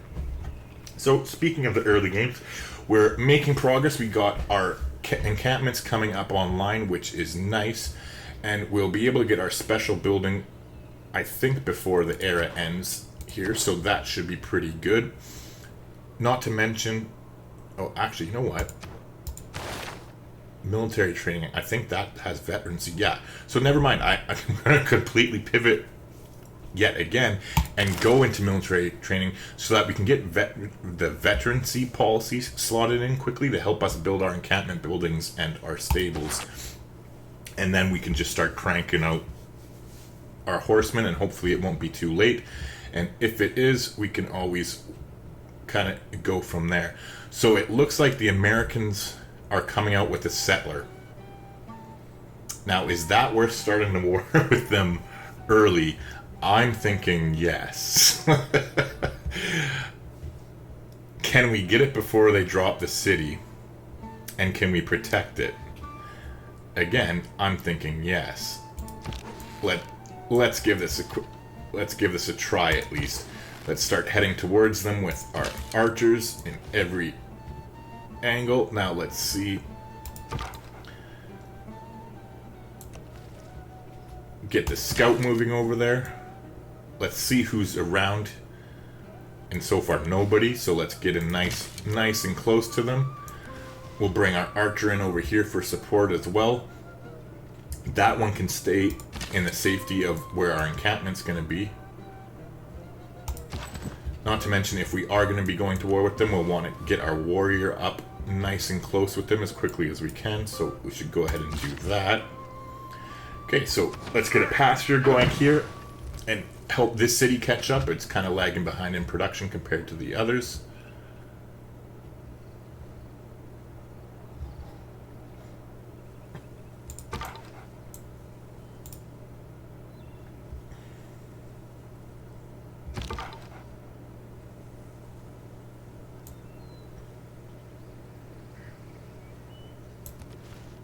Alright, so could we can't even attack there, so we have to wait. We'll move our archer up onto the hill in case we do manage to attack and take their settler next turn. Meanwhile, that guy can just fortify for now.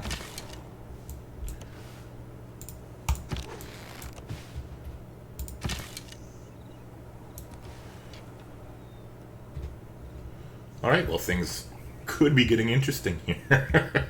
Fingers crossed.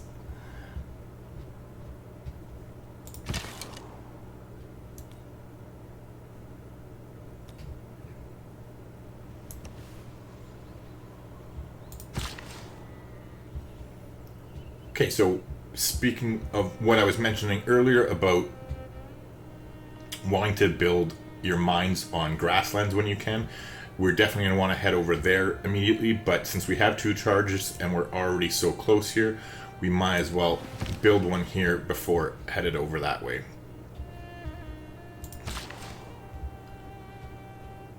And So we'll move there and cross over the river next time. Okay, so we met another civilizations. Good to meet you. Sure, let's exchange information on capitals. They're so far away. So there's a nice little dust storm there that's just fertilizing some tiles. All right, I think it's go time. Let's just quickly check something here. World rankings. Let's see. Military. We have a military strength of 190, and they're at 122. Oh, I think that's our cue.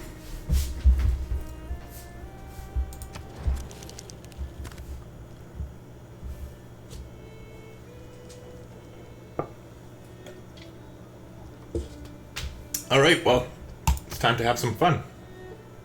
Let's declare a surprise war and get ourselves a settler.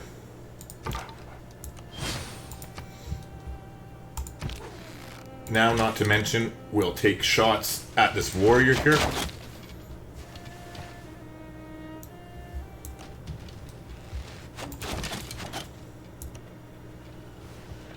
And we'll keep heading over with our archers.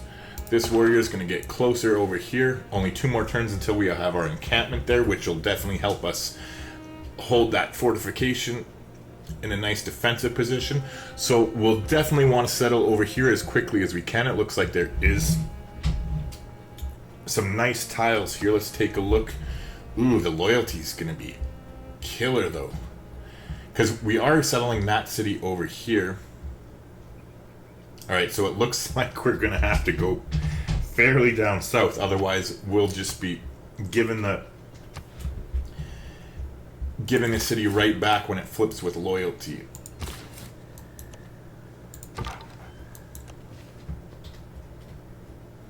Well, it looks like there are some nice tiles down to the south too, so hopefully it won't be too bad after all.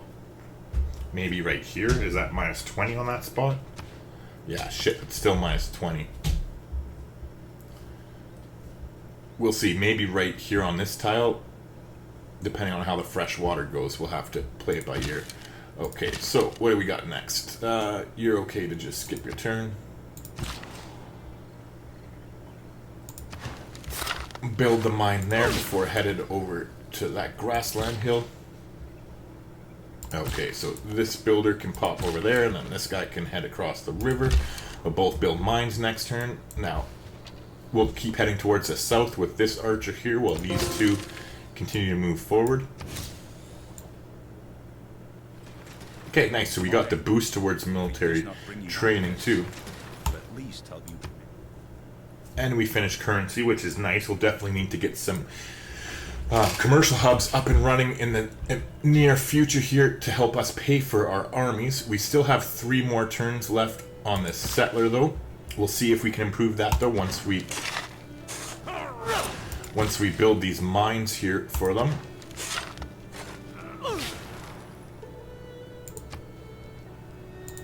We'll do a production focus, and it's looking like, unfortunately, that's still gonna be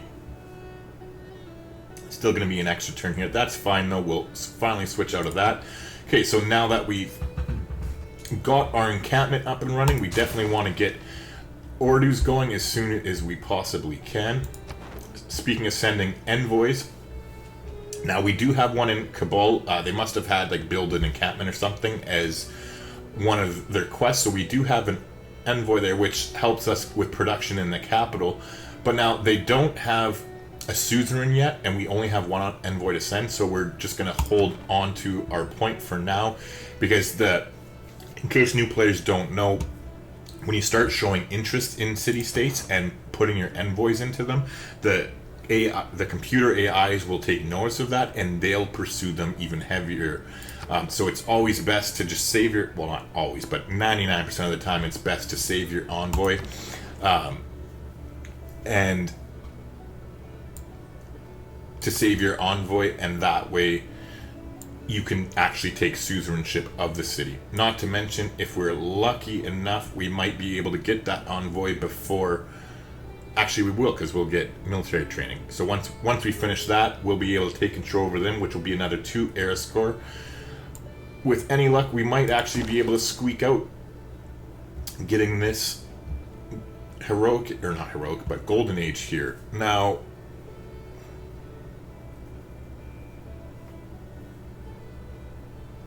I think we're definitely going to need a lot of cash to get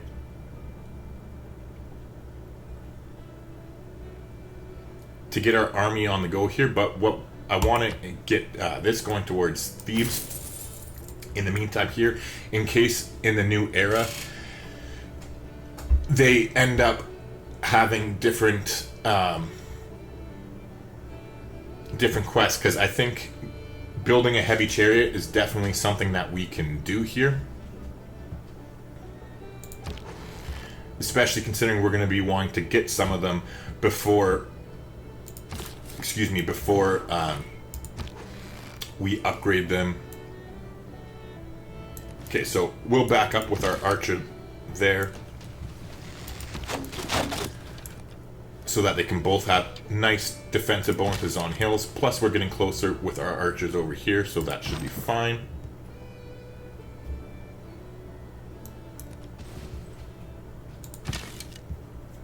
Okay, it looks like there are some barbarians down here. So our archers will get some extra experience. Hopefully there won't be any freaking horse barbarian camps like before. But let's take a look with our scout here and see what we can see. Okay, nice. So we discovered another wonder, so that's an extra era score for us.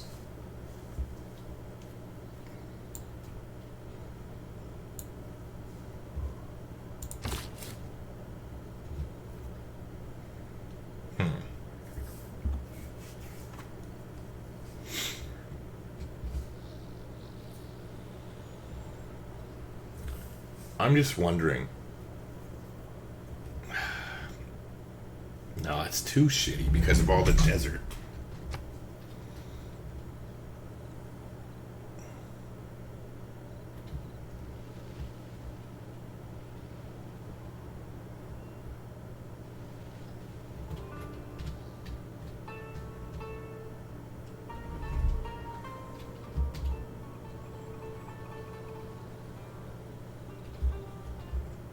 Just there's so much tundra down here. Because what I'm considering right now, basically what I'm trying to decide on, is if I want to settle right here, or if I want to start headed back towards the east and settle right here instead. Because the loyalty does make that more reasonable, as well as we can build an aqueduct over here, but then we'd have to get rid of yet another hill tile by doing that. So like ideally, if it's not too shitty down here, I'd like to settle here, but we'll kind of play it by ear.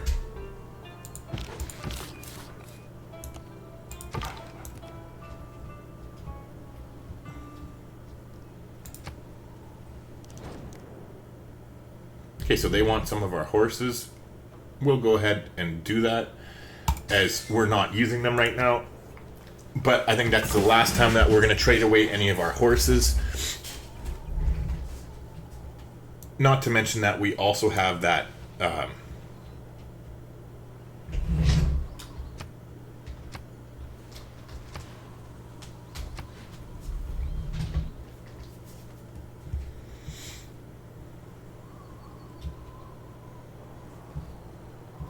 I guess what, we could build districts on the tundra. It's still so many shitty tiles, though. Especially when there's such nice ones here.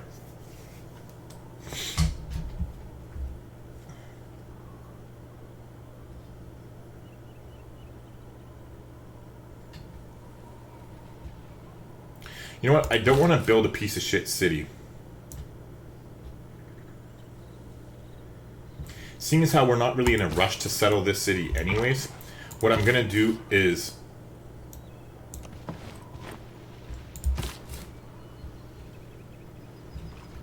we'll park the settler there, and we'll hold off. We'll see if we get this heroic age, or not heroic age, but the golden age, because if we get the golden age, I'm pretty sure that between the golden age and then us sticking a governor in slotted down in the city, not to mention having our other city over here that with any luck we should be able to be okay. So we'll kind of play the waiting game with that one here.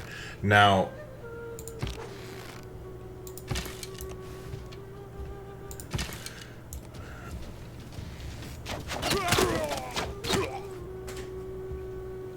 let's see how many more turns we have left. Only 9 more turns in the era.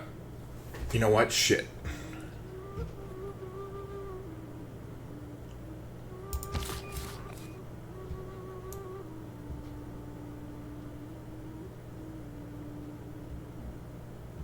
Because I don't think he's going to be able to make it from here down to settle that city in 9 turns anyway. So, you know what? Yeah, we're going to move over there with that one, because we definitely want to get that era score from settling the Wonder to try and push us towards the golden era if we're, or golden age if we're lucky. Okay, so the warrior can just chill out and hang out there. This guy's supposed to be headed over there. But instead of, you know what, instead of doing cancel your moves, because we need to be able to get this Ordu underneath 7 turns, well, or underneath 8 turns. So we might have to chop that. We'll see how long it's going to take the capital here to build their encampment, especially once we get veterancy in as well. So we'll hold off for that for now. In the meantime,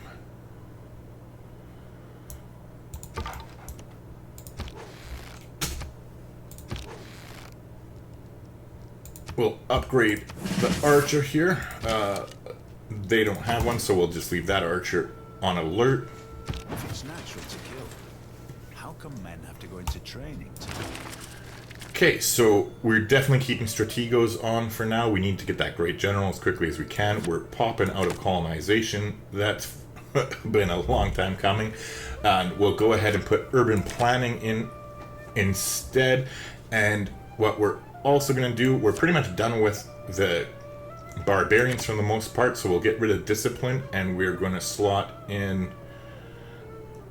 where is it, veterancy, so that we can build faster. And you know what, I don't think that we have that big of an army yet where I think we can switch out of, actually, you know what, we're still building the encampments, not the horsemen, so yeah, that's fine. We'll leave that there for now. And we'll switch into maneuver once we get our actual encampment buildings done. So they have 8 turns. And we have 8 turns exactly until that's done. Let's check this one and see how long theirs is. Okay, their Ordu is going to be done in 5 turns, which is nice. Next turn, what we'll do is we'll get Magnus switched over to the capital as well, but we're obviously going to let them build their settler first so that it doesn't negatively impact the population there. And that should be that. As far as where we're going to head towards, we're just going to keep working our way towards mercenaries. The sooner that we can get towards the policy cards that allow us to upgrade for half off, the better as far as I'm concerned. Now, I'm going to take a step this way and then shoot, just so that we can hopefully see more of where the barbarian camp is, but the scout here should give us a better idea. I mean, there should be a freaking camp somewhere.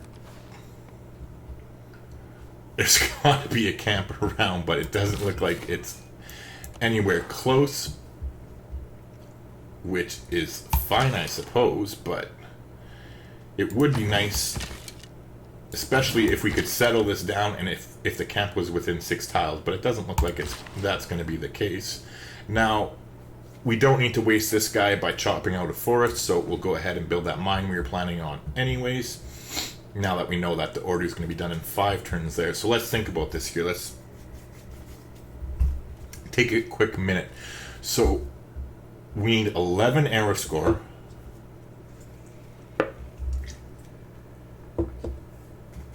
In 8 turns, or is it 7 now? No, it's still 8 turns. Okay, so we need 11 air score in 8 turns. We're gonna get In fact, I think we do have, we're going to get 2 air score right now by becoming Kabul's first suzerain.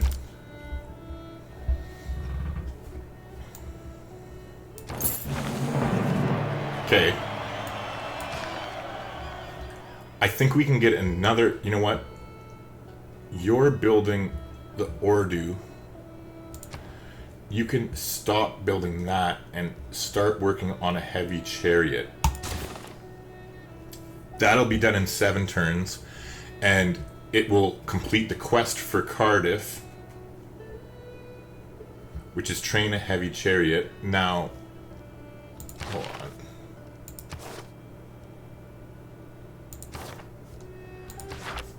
And what we have to do is find a policy card that's gonna...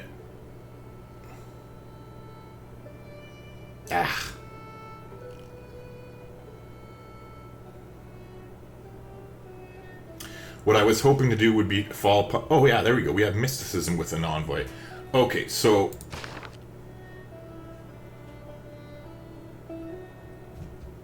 let's take a quick look. Yeah, we're going to definitely be leaving that in. We're going to definitely be leaving the Great General.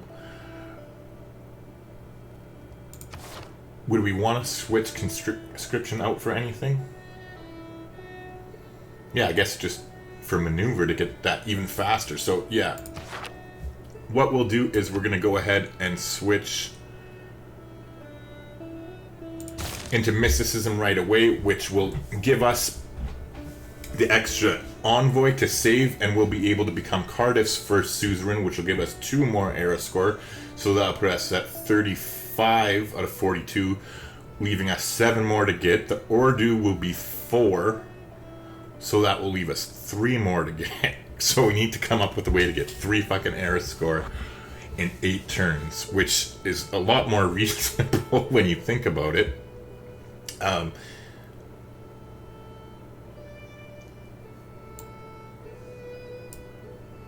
You know what, now that I am thinking about it, I think once we build a horseman, that also...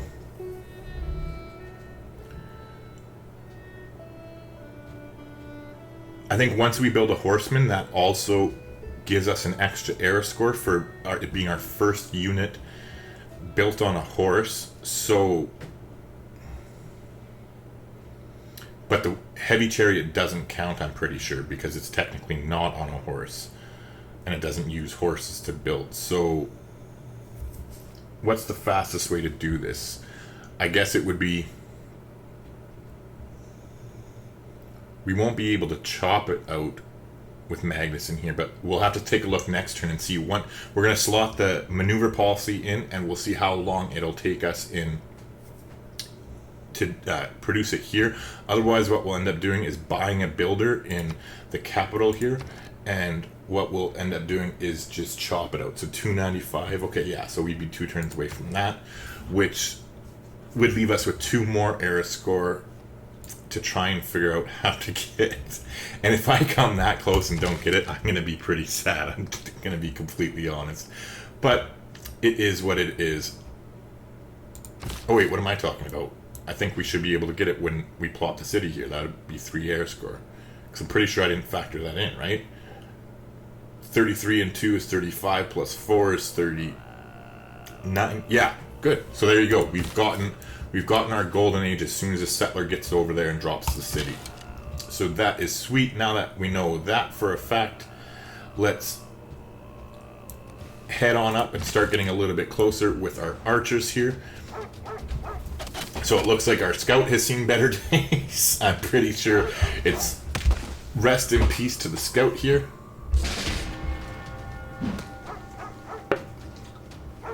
Jesus, this is a bad turn overall for our scouts in general. Mysticism is the mistake of an accident. Alright, so we're going to change policies. We're going to get rid of conscription because we don't need to save the money for right now. We're going to throw maneuver in to get the 50% bonus towards cavalry, leaving in veterancy. That's perfect. We're going to leave those policy cards there.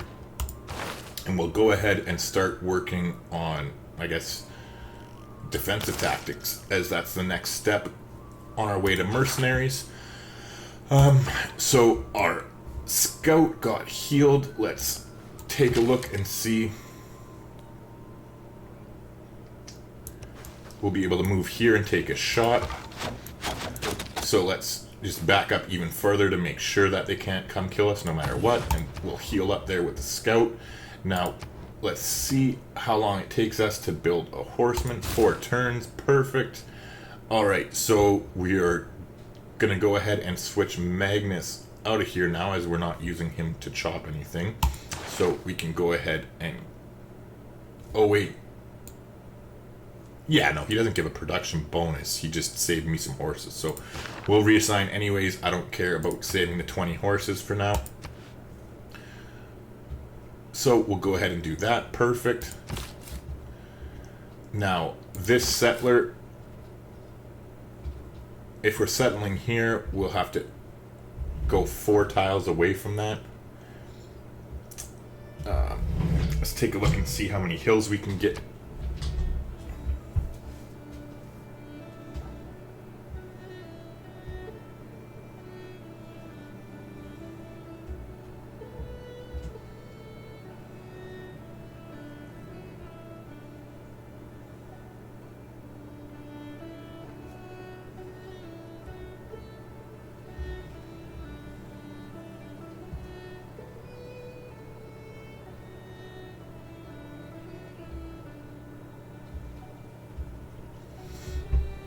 Now I'm trying to think about where I'm going to want to build an industrial zone. Okay, so we're going to get rid of this.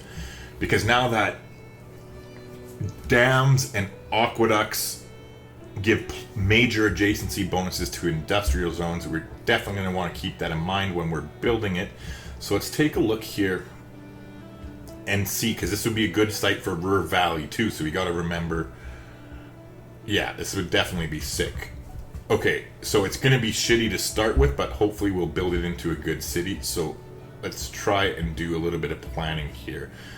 Now, this is why I normally fucking edit this part out in my videos, but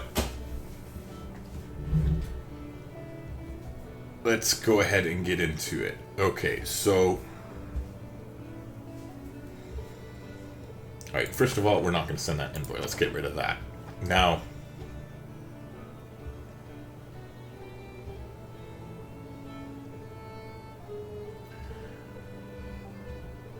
So I guess here would have the most... Let's see, okay. If we pop it here, that would have the absolutely most hills whatsoever, right? We'd have 1, 2, 3, 4, 5, 6, 7, 8, 9, 10. Wait, 1, 2, 3. Okay, so yeah, we'd have 1, 2, 3, 4, 5, 6, 7, 8, 9, 10, 11, 12, 13, 14, I think. So like, yeah, that'd be a pretty good Ruhr Valley if we can plan it out. So it needs to be next to a river, next to a holy site, or holy site, fuck. Next to a river, next to an industrial zone. Now, speaking of the industrial zone, though, we have to figure this out because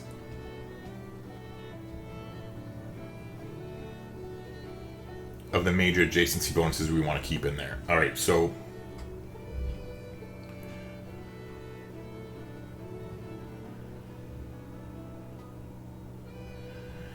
trying to keep in mind as well that we would want to get rid of as many as many of these tundra tiles as we can, because they suck. So let's see here.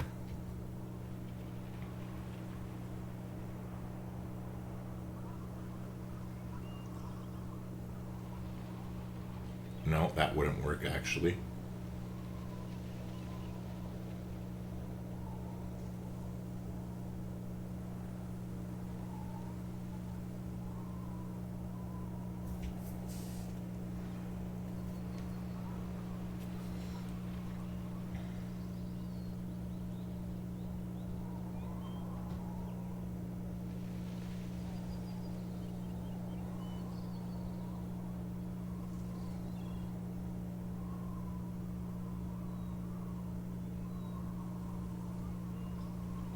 Wait, we don't... If we're going to be building the aqueduct, we don't need to build it on the fresh tile right away.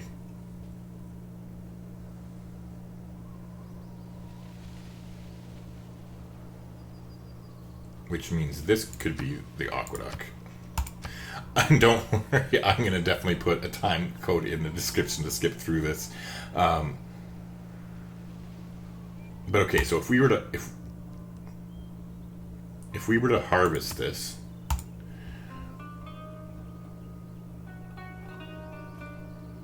Where the fuck is it? Okay, we can make... That could be our aqueduct. This could be the city.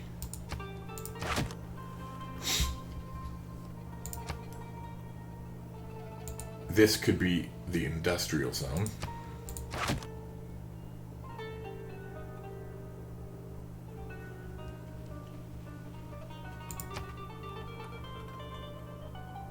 And then this could be the dam. And then this could be Ruhr Valley. Where the fuck is it? Ruhr Valley, Ruhr Valley, Ruhr Valley. And now I need to double check this. Okay, so it requires factory, must be adjacent to an industrial zone owned by the city. Yes, must be adjacent to a river. Yeah, perfect. Okay, so Ruhr Valley there. And that would be one sick ass freaking... Yeah, that'll work out perfectly. Okay, there we go. Sorry that took so long. I'm not exactly an expert when it comes to planning out cities. I have to think about it in order to get the best out of them, but I'm pretty sure that's pretty sick as far as that goes. Now, as far as everything else, we're definitely going to have to invest a lot into the city as far as builder charges go, but so be it. That's kind of the price we pay. Now, as far as other things go, what we could do is also throw in a campus down here. There's no mountains or anything around, so we could throw in a campus here.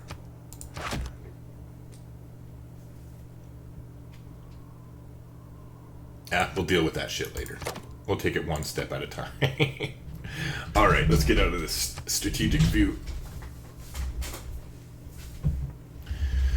Okay, so that's what we'll do. So you, sir, can head down to there.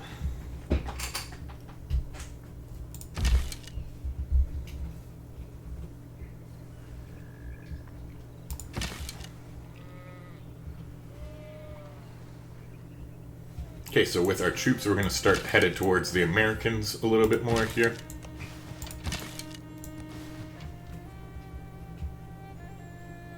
We want to keep the majority of those archers together and just kind of peg off units while we can to buy us some more time in order to secure our golden age here.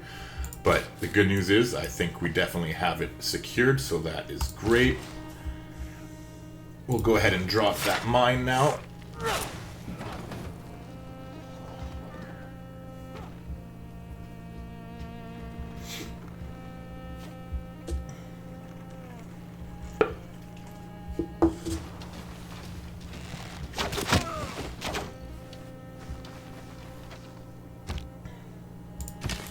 Okay, so we'll finish them off with our archer here.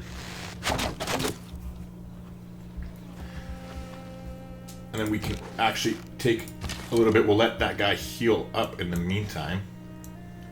Now, I don't want to get too close with our stuff, but I do want to get close enough that we can just kind of sit here and peg off their troops if they come in close. And just sort of use our archers as a blockade there.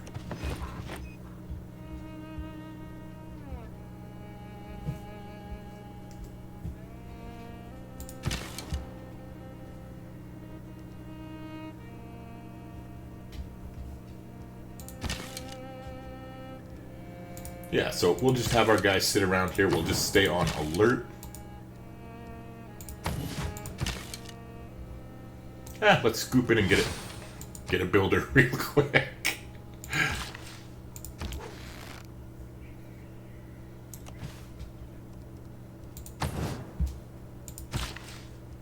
Builder still had 2 charges, so it'll give our new city a nice little boost over here. Not to mention, I think we'll be able to get iron online, so that'll be a nice little surprise. Yeah, so the archer there can heal up in the meantime.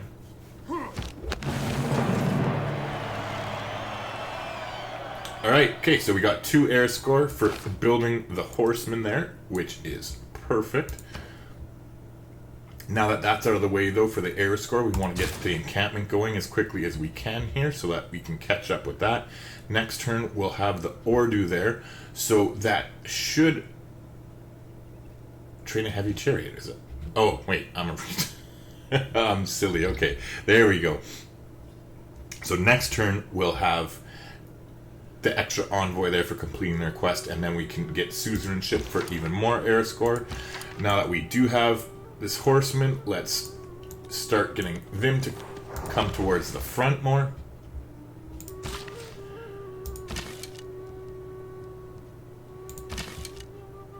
Can we take a shot? I guess we can. Might as well take a shot at their unit that's out in the open here, seeing as how they're going to hit us back. Now, it doesn't look like they have city walls yet, which is great for our cavalry here that we're going to have online in just a little bit.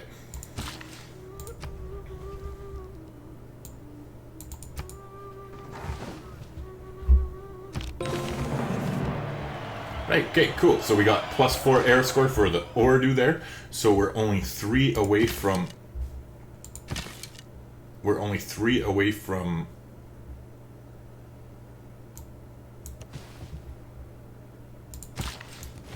Sorry, I got distracted here. We're only 3 air score away from our golden age now, which should be right here once we settle this city. There we go. We've managed to get our historic age, so that is great. Now we not only did we manage to get it, but we haven't actually became the suzerain of Cardiff yet, so there's no point sending it now as we've already hit our era score.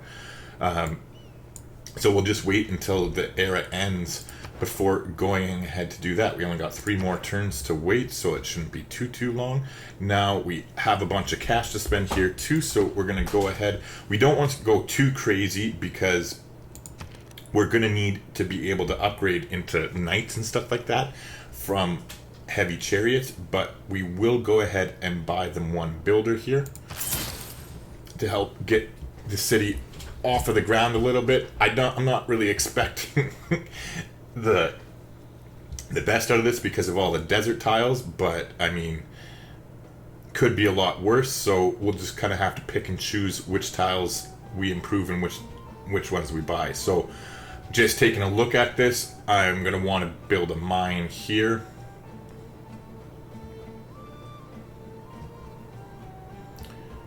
Yeah, we're going to want to buy this tile, buy that tile, and then buy our way towards the iron as well. This builder's on his way back. He'll get there eventually. In the meantime, I'm sure that our things have expired here, so let's try and make a deal. Let's see if she'll accept a delegation. No, she won't. So let's try and make a deal with her. She doesn't have amber or gypsum. So let's just see what she would take. And she'll give us 8 gold per turn. We'll go ahead and do that. Might as well. Oops. Excuse me.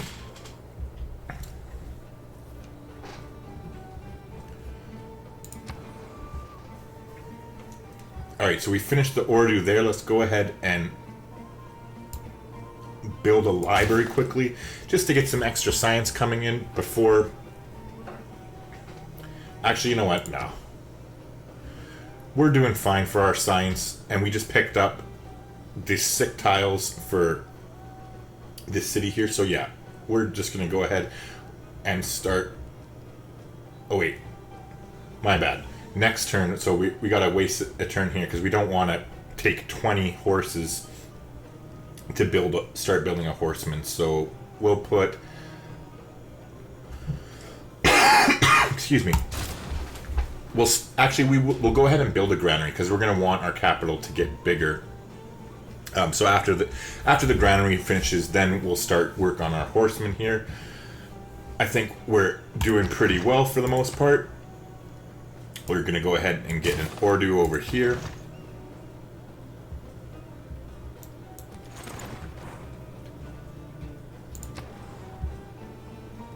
Okay, so in the meantime, here at this place, the loyalty is going to be a little bit of an issue, but I'm not too worried about it now. We'll swap over our Victor, because he's not really doing much of anything right now anyway where he is. But in the meantime, let's take a look here, and where would we be wanting to drop a campus?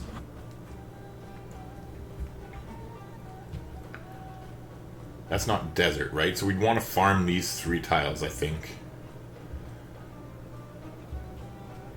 That's a hill, so we don't want to get rid of that. So is that. And I don't think this thing counts as... No, I was just going to say, I don't think it counts as a mountain for adjacency bonuses, and it doesn't. So unfortunately, if we do want to get a +1 adjacency campus...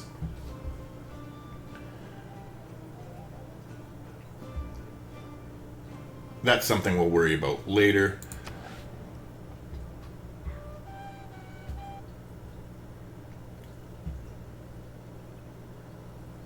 I'm not really worried about it. I think what we'll do is we'll just wait for now, and we'll build them a commercial hub over here on the river, and that's where we'll start their buildings going. Eventually, we'll want to get our food intake up as quickly as we can here in the city, and that's what we'll go ahead and do. So as far as what they're going to produce, we're going to start building the granary, not only to get their food up, but also increase the housing, because we're going to try and streamline that process as quickly as we can. Now, we do have a little bit of money, and I think it just makes the most sense for us. Yeah, she doesn't have, before I say that, I want to double check. Oh, I guess I forgot that we could trade with Arabia too. I forgot that we ended up meeting them. So they don't, Arabia doesn't have it.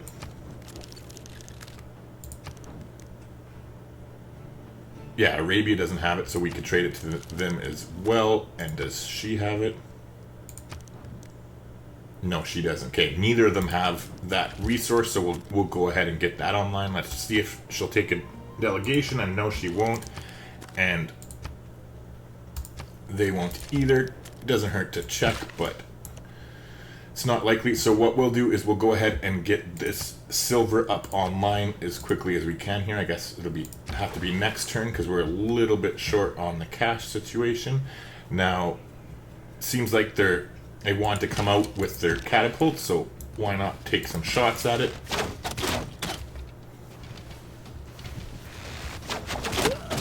Like I said, these archers are just sitting here basically gaining experience, and we're holding them back.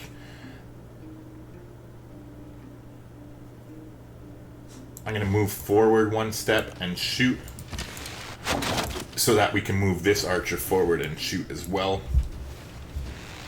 And again, this is just keeping them preoccupied while it's obviously leveling our guys up, which will definitely help out in the long run. Wonder, is America at war with anybody else other than us? Yeah, they are. Okay, good. So perfect. They're in a war with another nation at the same time as us, which is awesome, because it's been keeping them preoccupied, and I guess that's probably why they didn't forward settle us as much as they could have, other than Cincinnati. But that's okay too, because now it's going to give us an opportunity to kind of come in from behind and take them out. The only thing I'm worried about is, actually, now that I'm thinking about it, is them losing their cities before we take them over. So we want to get our cavalry going as quickly as we can here.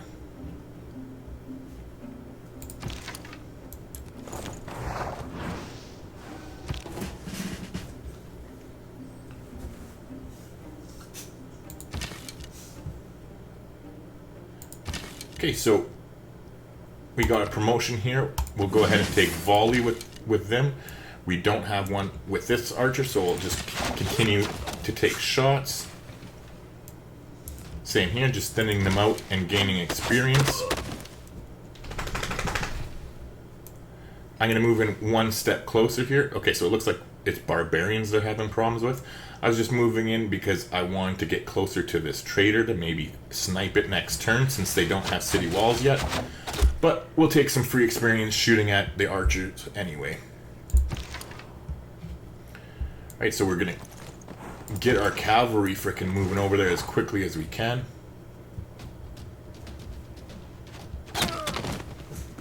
So the barbarians are shooting back at us, that's fine. We have the promotion anyways here, so what we'll do is we'll take a step out of their reach and then take our promotion.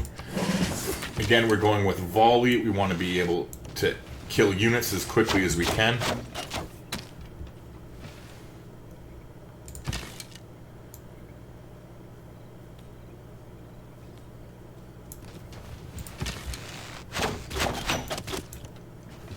We'll move up into the marsh. I don't see any melee units around. It's predominantly these catapults, it looks like. Which is a little bit weird if you ask me, but oh well. Altogether, I've been pretty impressed so far with the improvements that they've made to the AI, so they can't be perfect all the time. So we do have enough cash now to go ahead and purchase this tile. And it looks like we got a great general as well. Perfect. Just in the nick of time. Now it does kind of suck that we burnt the era score here, but it is only +1 era score, so who cares? And it's just in time for us to go on the offensive here. I think we have, what, one more turn? Yeah. So we'll go ahead and get the mine on the silver next turn.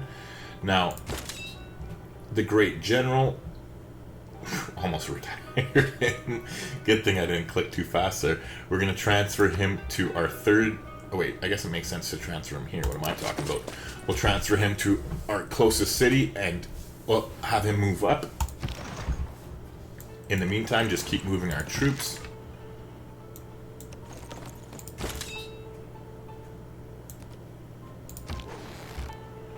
Okay, so our archer here has healed up. Let's take another look around and see if there is a barbarian camp down here. I don't want any nasty surprises, but yeah, keep dreaming, buddy. We're about to take all your cities. The good news with them being at war too is that it means if they went to war against somebody, that there's somebody that's close by them, which means that there'll be somebody that is like in perfect position for us to attack next. But with that being said, I think I'm going to call it a night here. It's almost been almost 4 hours that I've been streaming. But I'm having a lot of fun with this. So what I'm going to do, I'm not going to play it offline. Well, I am going to play it offline. But we'll see. I'll either A, make this into a video series and continue it offline in video segments, or maybe I'll just live stream continuing this on. We'll have to see ultimately what I decide, but this is a perfect spot here. We're just heading into our golden age, so when I continue on, we'll definitely have to pick our dedication for the next time, and we'll get to war against the Americans. Sorry, I'm kind of rambling here. But anyways, thanks for watching. If you have stuck around this long, do me a favor and throw a like on the video. It goes a long way to helping a small channel like me get found out. And yeah, I'll shut up and just see you in the next video. Have a good night.